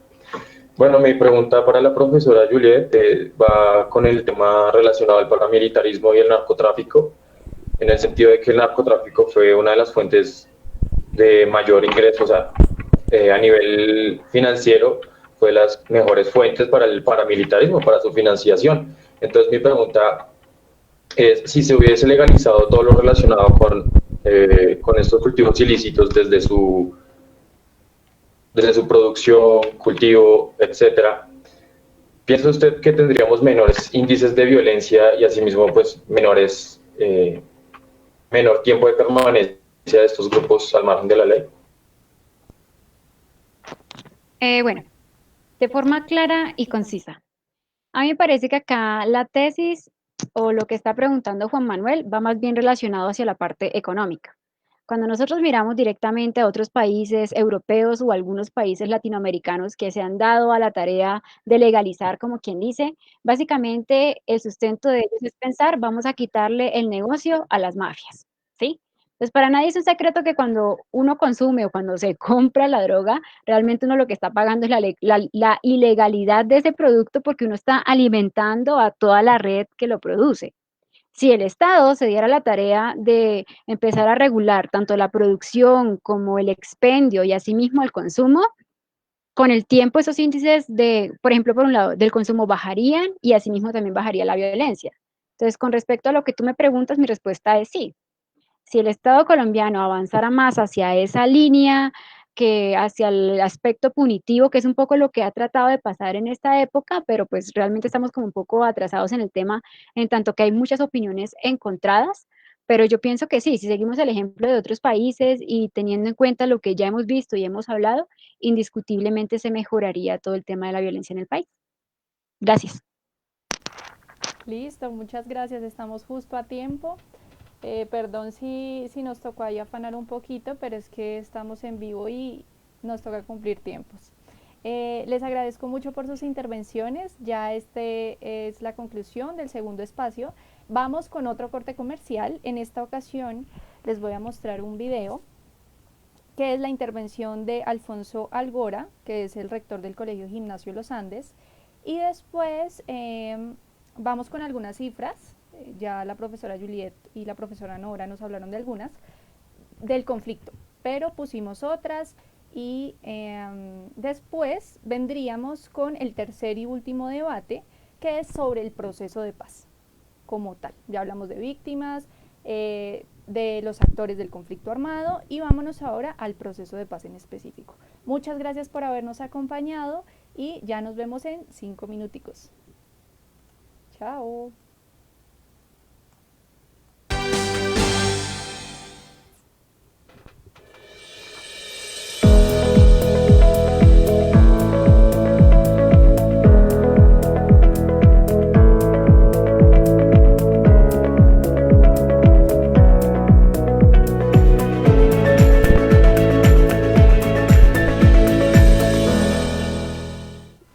Buenos días a todos. Mi nombre es Alfonso Algora, soy el rector del Gimnasio Los Andes.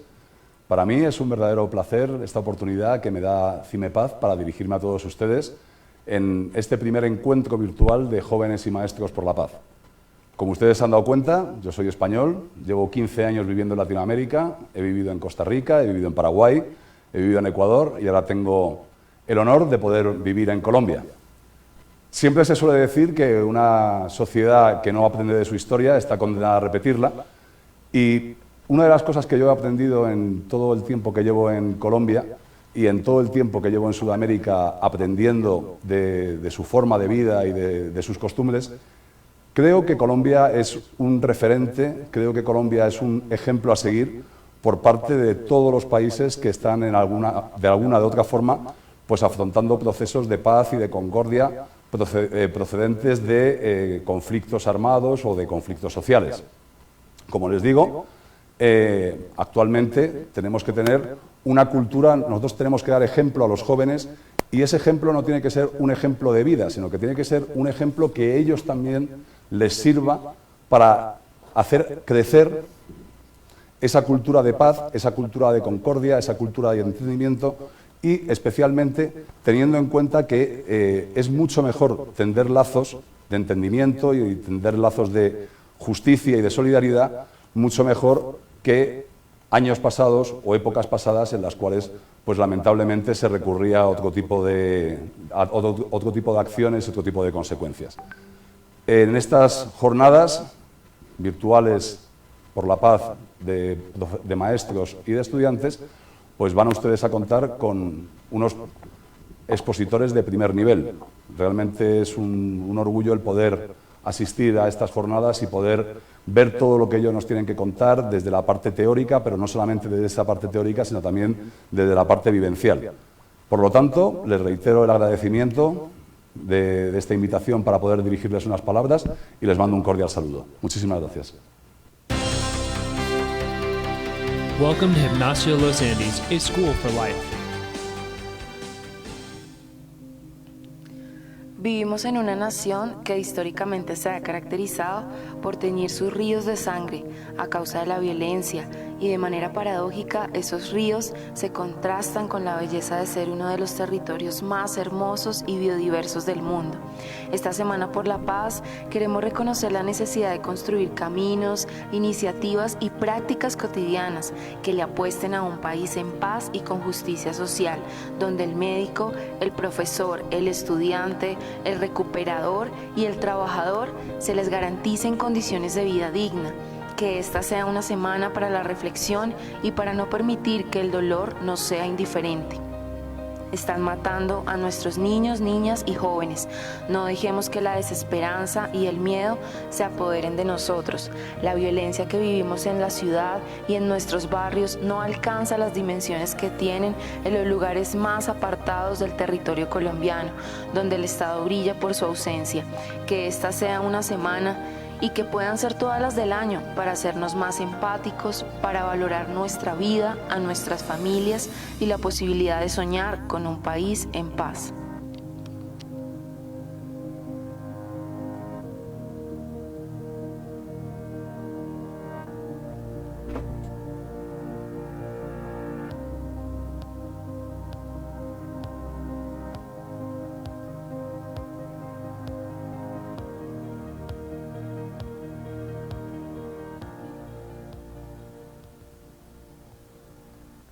Listo, estamos al aire de nuevo con la tercera franja de esta primera jornada del primer encuentro virtual de jóvenes y maestros por la paz. Nuevamente vamos a hacer Una verificación rápida del sonido, a ver si todos nos escuchamos. Por favor, el profesor Jairo habla. Nuevamente un saludo a todos y todas. Muchas gracias. Esperemos un minutico, verificamos y ya vamos con la pregunta. En esta ocasión les voy a hacer una pregunta a los dos. Veníamos trabajando una pregunta con cada docente, pero esta vez vamos con la pregunta a los dos y los estudiantes, igual que en las intervenciones anteriores, hacen su pregunta al final levantando la mano. ¿Listo? Espérenme un momento a ver si nos oímos. Segundo. Listo. Vamos.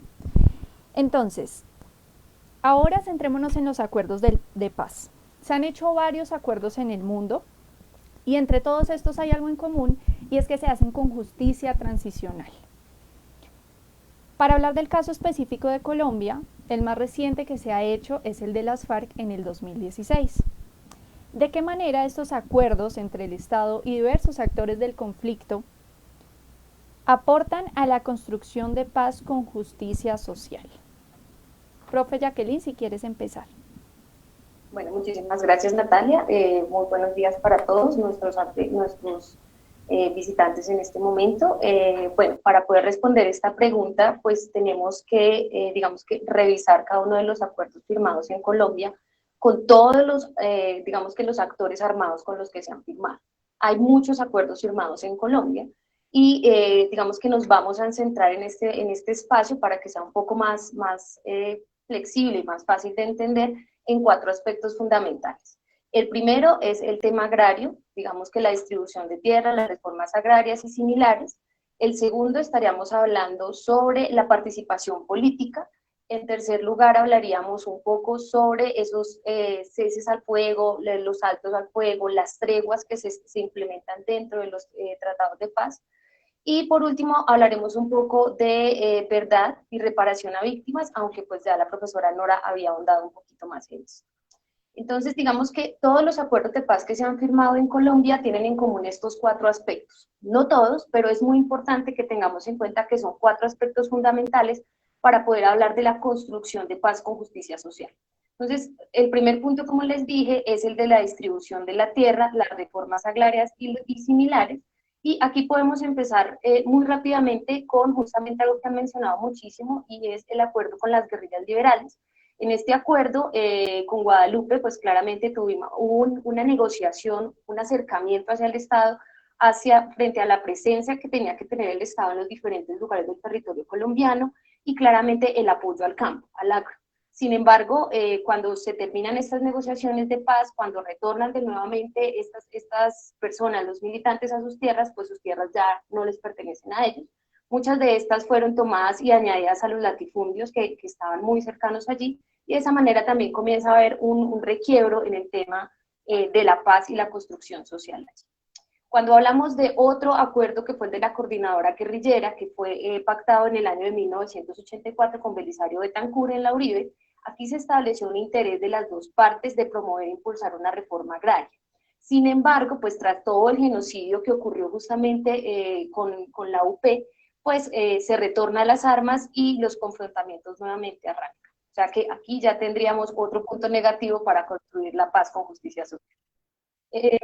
Ahora, cuando estamos hablando en un acuerdo que se habla puntualmente sobre las reformas agrarias, que es justamente en el actual que tenemos con las FARC, que se dio en La Habana, y aquí también se plantea una reforma rural integral en donde se establecen 3 puntos fundamentales: de acceso y uso a la tierra, los programas de desarrollo con enfoque territorial, los planes para la reforma rural integral. Digamos que esto sería desde el primer punto que les dije, teniendo en cuenta el análisis que estamos hablando en los 4 aspectos. Ahora, el segundo aspecto que estábamos hablando, que es la participación política, también podemos ver, digamos que los aportes a la paz con justicia social de los diferentes acuerdos.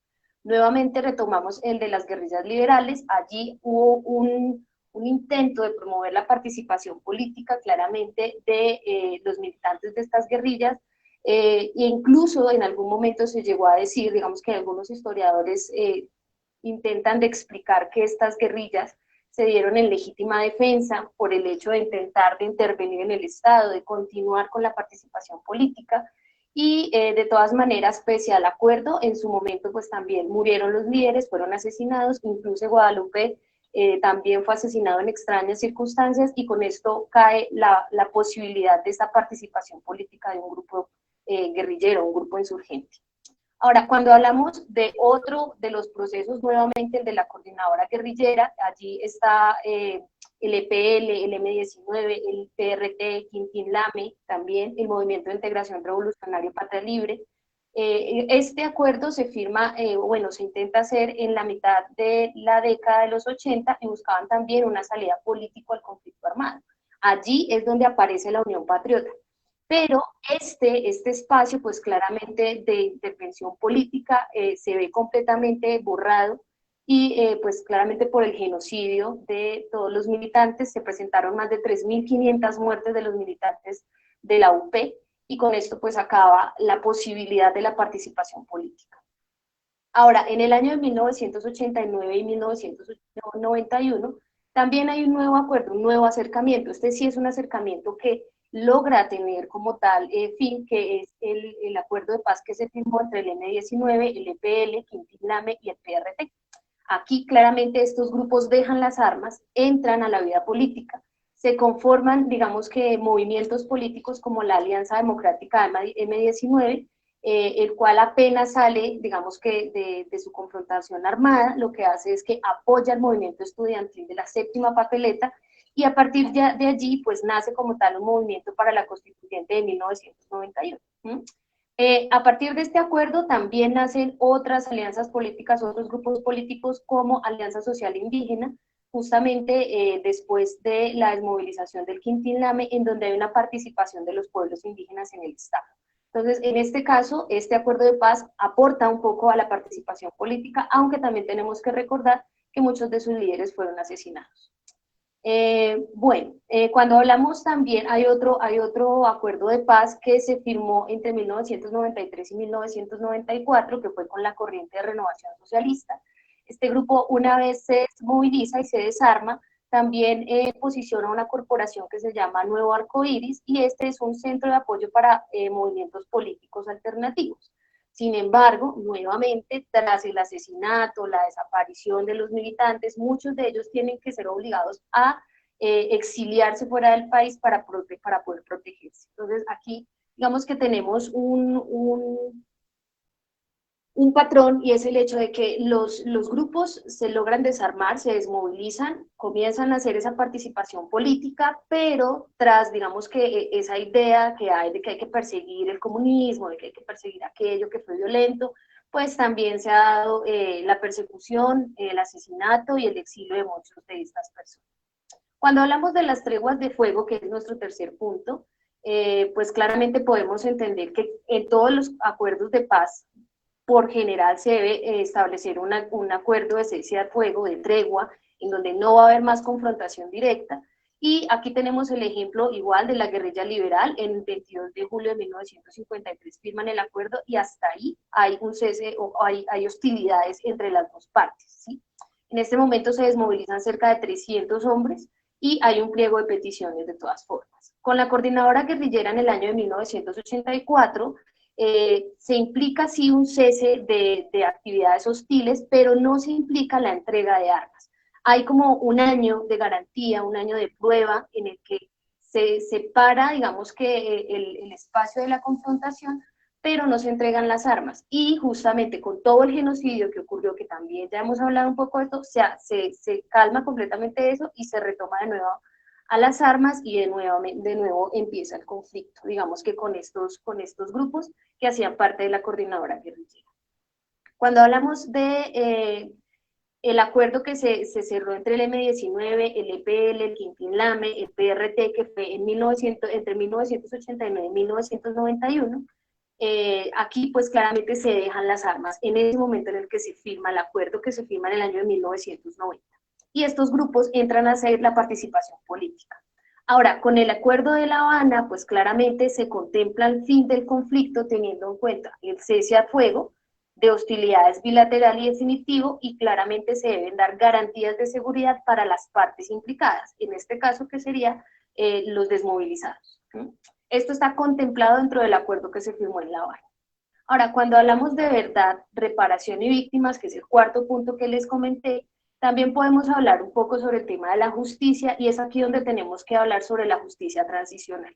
Digamos que en el acuerdo que vimos con las guerrillas liberales en el año de 1854, aquí pues claramente hay una amnistía, ¿sí? Lo que hace el gobierno nacional en este momento es digamos que perdonar esos delitos cometidos, tanto por las guerrillas liberales, por las guerrillas conservadoras, por los paramilitares que en ese momento también existieron, los grupos paramilitares, y todos los miembros de la fuerza pública que estaban involucrados dentro de esos crímenes durante esa confrontación. ¿Qué es importante? También aquí había que entender que ante la gravedad de un caso, el Tribunal Militar Superior podría entrar a juzgar. Entonces, si por ejemplo había un caso muy grave, entonces el tribunal podía entrar a juzgar a personas de manera individual. Con la coordinadora guerrillera, ¿sí? En ese fallido intento de acuerdo de paz que se dio en las negociaciones en Caracas y México en el año de 1992, se establece importante allí incluir el derecho internacional humanitario como normativa para regular la guerra. Esto no había sido contemplado de manera anterior en ningún otro acuerdo de paz. Solo hasta este año se comienza a contemplar el derecho internacional humanitario para poder juzgar y pues claramente también regular todos los actos bélicos en el territorio. Ahora, los acercamientos que se dieron entre el ELN y el gobierno de Samper en el año de 1997 y 1998, pues también se establece un compromiso con la comunidad internacional para la consecución de la paz en Colombia. O sea, aquí ya no estamos hablando solo de las negociaciones internas, sino que ya hay una mirada internacional de todo lo que ocurre acá. Y por esa razón también se debe dar un paso adicional hacia la justicia, hacia esa justicia transicional, la que va a darnos hacia la paz. Acá hay un tema muy importante que también tenemos que hablar, y son las negociaciones con las autodefensas unidas de Colombia, Armadas de Colombia. El grupo de las AUC, pues claramente nosotros podemos decir que sería un acuerdo de paz, pero más que un acuerdo de paz sería un proceso de amnistía y sometimiento a la justicia de estos grupos hacia el Estado. Pues no se negocia ninguna otra reforma constitucional, no se entra a hablar sobre el tema agrario, no se entra a hablar sobre la participación política, lo único que se hace es someterse a la justicia colombiana, y por eso es que nace la famosa ley 975 del año 2005, que es conocida como Justicia y Paz. Claramente esta ley fue muy debatida porque digamos que se hablaba de que con un espacio de versión libre que pudieran dar las personas que habían cometido delitos durante este tiempo en el paramilitarismo, con la sola versión libre, digamos que ya podía quedar saldada la situación. No se dio un paso como tal a unas condenas, digamos que ejemplares, o unas condenas que fueran significativas ante las víctimas, y por eso se debe contemplar que este acuerdo es más un sometimiento y no un acuerdo como tal de paz. Ahora, cuando hablamos del acuerdo de La Habana, que es el que tenemos en este momento muy reciente, digamos que este tiene dos componentes, uno sobre las víctimas, y el otro, pues digamos que también habla sobre la no repetición del conflicto. Entonces, este que nos habla sobre las víctimas, tenemos que tener en cuenta que destaca una comisión para el esclarecimiento de la verdad, la convivencia y la no repetición, una unidad especial para la búsqueda de personas dadas por desaparecidas en el contexto y en la razón del conflicto armado, y también plantea una jurisdicción especial para la paz. Aparte de eso, también se plantean medidas de reparación integral para la construcción de la paz, garantías de no repetición, que son parte fundamental para poder dar una paz con justicia social y una paz con justicia también transicional. El segundo aspecto que rescata el Acuerdo de La Habana justamente es el compromiso con la promoción, respeto y garantía de los derechos humanos, el fortalecimiento de los mecanismos de promoción y protección de los derechos humanos, y la protección especial para los defensores de derechos humanos y sus organizaciones. Entonces, en ese orden de ideas, para poderte contestar ya toda la pregunta, ahora sí, digamos que esta la sustento, pues en efecto los acuerdos de paz han logrado apoyar muchísimo los escenarios de justicia transicional y la construcción de una paz con justicia social, pero pues claramente el que en este momento, después de hacer el análisis en esos 4 aspectos, como que cumple todas esos pasos y esas cosas importantes para la paz, para la construcción de la sociedad, es justamente el Acuerdo de La Habana. Afortunadamente, digamos que también para rescatar de este Acuerdo de La Habana hay 2 cosas muy importantes, y es que el acuerdo también contempla una visión sobre la solución a las drogas ilícitas. ¿Qué pasa con las drogas ilícitas? Entendiendo que el narcotráfico también es algo que afecta al país, la situación del país. Entonces, habla justamente sobre una política de salud pública frente al consumo, pide solución ahí justamente al problema del narcotráfico, y también se solicita la sustitución de tierras de uso que se están dando para el uso ilícito como tal. Ahora, también se establecen dentro del acuerdo 2 cosas que digamos que fueron muy debatidas en su momento y que justamente nos llevaron al plebiscito, y es el tema de los enfoques, ¿sí? Tiene 2 enfoques muy importantes el acuerdo original, y es el enfoque con las comunidades indígenas, étnicas, raizales, negras y afrodescendientes, que es algo muy importante teniendo en cuenta que también han sido víctimas de un conflicto armado, y que aparte de eso, pues también tienen un derecho propio sobre el territorio que habitan. Y el otro enfoque, que fue el más debatido, que fue el tema del enfoque de género, justamente tenía mucho que ver con el tema de las condiciones que tenían las mujeres en Colombia para poder continuar con una vida, digamos que adecuada en un país sin conflictos, teniendo en cuenta que muchas de las víctimas pues son mujeres, las mujeres que quedaron, las viudas, las hermanas, las sobrinas, las hijas, ¿sí? Y también claramente había un enfoque de género guiado hacia las personas con identidades sexuales diversas para que puedan acceder en igualdad de condiciones para vivir en un para vivir en un país sin conflicto, ¿sí? Entonces, más que decir que de pronto lo que ocurrió en su momento, que era enseñarle a los niños que existían otros géneros y muchas otras cosas de las cuales se debatieron, este acuerdo iba sobre todo para poderle brindar igualdad de condiciones a todas las personas, con géneros diversos, con sus culturas, con sus etnias y desde su condición de género que esté. Digamos que esa sería como tal mi respuesta. No sé si el profe Jairo puede complementar un poco más. Muchas gracias, profe Jacqueline. Sí, ya vamos a ir con el profe Jairo, pero antes, mientras tú estabas dando tu posición y dando respuesta a la pregunta, estaba viendo los comentarios, porque yo estoy muy pendiente de todas las personas que nos están viendo. Y entonces, además de que el profe Jairo responda la pregunta que ya respondiste, profe Jacqueline, quiero que, no sé si él se le mide a respondernos una pregunta que nos hizo una estudiante y que generó debate entre los comentarios. La estudiante se llama Marcela Mendoza y nos pregunta: ¿las FARC y otras guerrillas traen paz o violencia al país?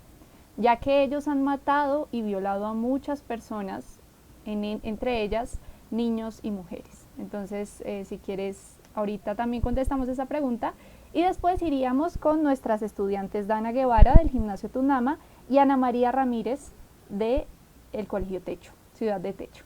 Entonces te doy paso, profe, para primero responder a la pregunta: ¿de qué manera las negociaciones y los acuerdos de paz han tejido escenarios de justicia transicional que aporten a la construcción de paz? Bueno, gracias Natalia. Pues Jacqueline ha hecho un excelente y esquemático análisis de lo que ha sido la historia de los procesos de paz en Colombia. Y pues para no caer en lugares comunes me voy a referir a algunos puntos que vale la pena que toquemos para entender un poco más la importancia del concepto de la justicia transicional y su importancia en el actual acuerdo de paz, que es el que causa tanta controversia, que es el de La Habana. Yo creo que si uno hace una comparación entre los acuerdos históricos que van desde el primero que se hizo por allá en la época de Laureano Gómez, pasando por el de Rojas Pinilla, pasando por el mismo de la Uribe, esa coordinadora guerrillera que nos enunciaba Jacqueline, el del 90 con la guerrilla del M-19, inclusive el de Pastrana y el de los paramilitares, yo creo que hay algo evidente, y es que este se diferencia en algo, y es tener como eje central la verdad.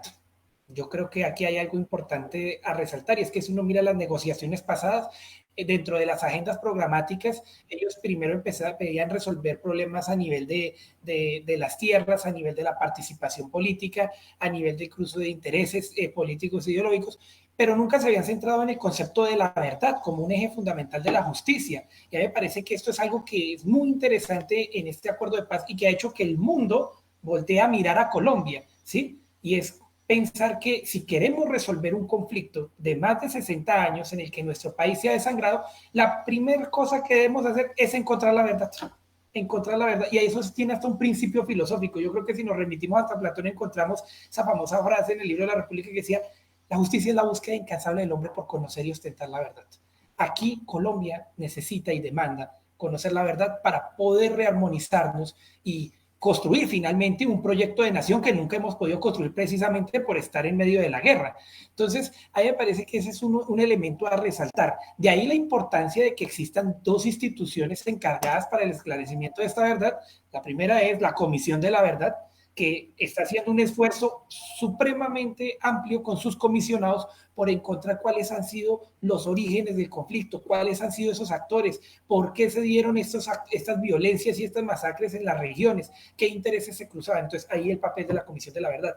Y después de que la Comisión de la Verdad haya hecho ese estudio, ahí sí entra a actuar ¿quién? La JEP, la Justicia Especial para la Paz, que es la que nos va a permitir a nosotros no llegar a una visión punitiva, porque es que esa también es la visión que, digamos, nosotros tenemos que avanzar en la cultura política democrática en Colombia, y es que los ciudadanos tenemos un imaginario a veces un poco, llamémoslo así, sesgado de ver la justicia como un proceso de vigilar y castigar a la gente. Entonces vamos a castigar, una visión muy punitiva, y yo creo que en estos momentos Colombia, si quiere avanzar, es necesario que cree un modelo no punitivo, sino un modelo de reconciliación, como lo digo, que esté basado en la verdad y que permita que los actores armados confiesen realmente lo que han hecho, y ahí sí poder establecer un sistema penal, llamémoslo así, transicional, que permita que no haya ni ganadores ni vencedores, porque aquí lo único que se busca es que Colombia gane, ¿sí? Y es el reconocimiento también de la ciudadanía de esas personas que han optado por la guerra, por las armas, porque es que también esa es una visión triste que tiene nuestro país, y es ver que el guerrillero, por haber tomado las armas, entonces sale el concepto de ciudadanía, y eso es muy grave, ¿sí? Porque ellos también son ciudadanos. Si han tomado las armas, y si hemos visto ese análisis histórico, es por unas razones. Claro, yo no voy a justificar que se hayan, digámoslo así, desviado de sus ideales de lucha, porque conectándolo de pronto con la pregunta que ahorita voy a responder más específicamente, claro, los actores armados han cometido masacres, han violado a personas, han reclutado niños, que es un tema muy controversial que inclusive hay dentro del debate político. Claro, lo han hecho, pero es que eso ha sido parte, tristemente, de la dinámica de la violencia. Y no nos podemos quedar simplemente acusando y denunciando históricamente, tenemos que dar un paso a la grandeza, ¿sí? Y ese paso a la grandeza es llegar a la paz, reconciliar al país para que, por fin, unidos, podamos crear un progreso a nivel social. Entonces yo resalto eso del acuerdo de paz. Lo segundo, que está incluyendo a toda la sociedad del país, o sea, no solo es un acuerdo que está dando una finalización del conflicto y una serie de acuerdos entre las partes que están negociando, sino que está pensando en las realidades colombianas. El primer punto está pensando en el campesinado, resolver una deuda histórica con ellos. El segundo habla de la participación política, que no solo el poder se concentre en las clásicas oligarquías que han tenido el poder y se lo han turnado, sino que se avive la posibilidad de que los ciudadanos podamos ser actores y sujetos políticos determinantes en la construcción de un país, que resolvamos el problema de los cultivos ilícitos. Bien lo decía Jacqueline, claro, es un gran detonante, ¿sí? Porque tristemente, a pesar de que hay la voluntad de algunos campesinos de salirse de los cultivos ilícitos, pues no ven la rentabilidad en el campo, y por eso siguen ellos en esa triste dinámica. La justicia, vuelvo e insisto, no podemos seguir siendo punitivos, tenemos que rearmonizar la sociedad. Entonces, esos son los puntos que yo retomaría del acuerdo de paz como importantes y destacados, y la ambición, vuelvo e insisto, de generar progreso económico, porque eso hay que decirlo, el acuerdo de paz en sus puntos esenciales busca es que el país progrese económicamente, y de ahí la necesidad de que se articule con la Constitución del 91, porque uno no puede entender el acuerdo de paz separado de la Carta de Derechos y de nuestra ruta de navegación en construcción de país. Recuerden que cuando inclusive se estaba acabando la negociación había un debate fuerte en el Congreso de si involucrar o no los acuerdos de paz en la Constitución del 91, y creo que es evidente la necesidad de involucrarlos, porque si se armonizan estos dos conceptos que han sido resultado de las manifestaciones ciudadanas para buscar la paz, ahí tenemos un proyecto de país y podemos construirlo entre todos. Yo pensaría que esos son como los aportes que quería hacerle como a Jacqueline. Y bueno, con relación a la pregunta profe, me que gustaría rescatar algo antes súper importante que decías para que le quede a los chicos que nos escuchan acá, y es la reconciliación.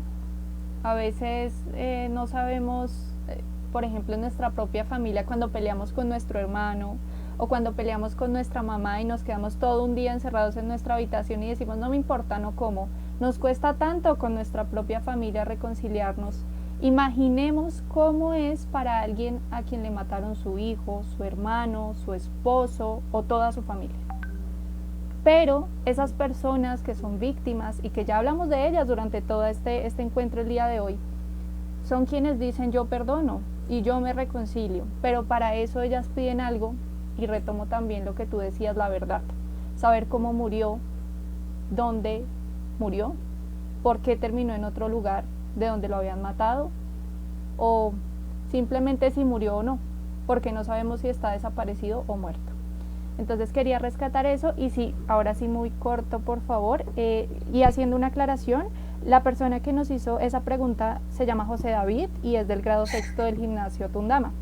Entonces si quieres dar respuesta. Bueno, José David, hermano, ¿qué te podría decir? Pues claro, o sea, hay que entender que las guerrillas tienen en estos, bueno, en este caso las FARC, tienen la posibilidad de ser un actor violento, pero a la vez un actor que está negociando la paz. No se le puede desconocer esas dos actitudes.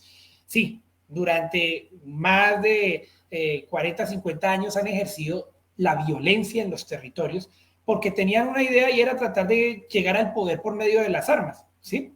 Y eso vale la pena decirlo, por ejemplo, ahorita con el contexto que mencionaba Jacqueline del acuerdo del 90.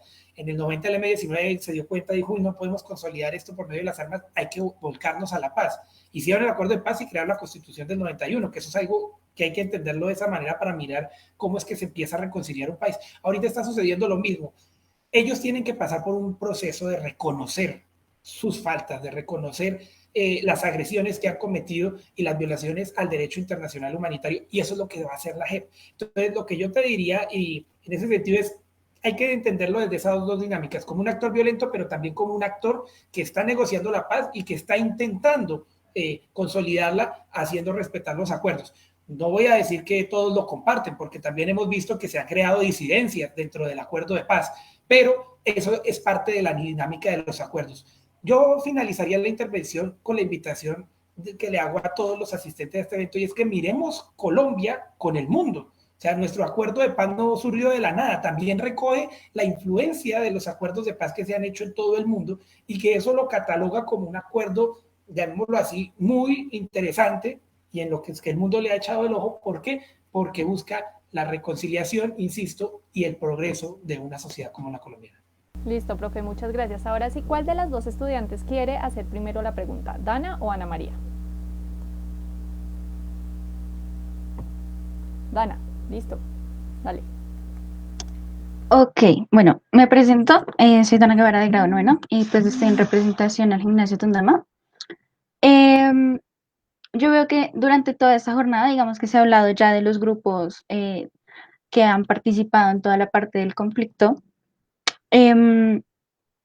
Pero pues estos grupos, antes de formar un grupo violento, eran personas que querían generar cambio, ¿no? Y pues normalmente sabemos que esos cambios se pueden generar por medio de la política. Mi pregunta es, ¿cuáles son los impedimentos para que un grupo que tiene la iniciativa de generar cambios por medio de la política lo puedan hacer, si se sabe que al no tener esta herramienta de su lado van a recurrir a la violencia? Listo, profe Jacqueline. Bueno, pues primero muchísimas gracias por tu pregunta y por tu participación, Dana, en este espacio.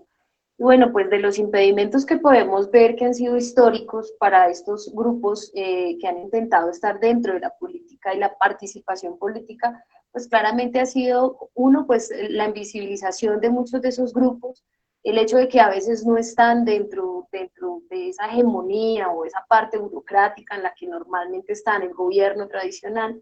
Y otro de los impedimentos también muy fuertes que ha ocurrido es el tema pues de que pese a que se organizan de una manera política, pese a que hay un movimiento político, una participación como tal, han ocurrido el tema de los asesinatos, los genocidios, y pues claramente eso asusta obviamente a las personas, las retrae, hace que a las otras pues se puedan exiliar. Entonces son digamos que de los dos impedimentos más grandes que se notan en la historia de Colombia y del conflicto armado en Colombia, es justamente eso.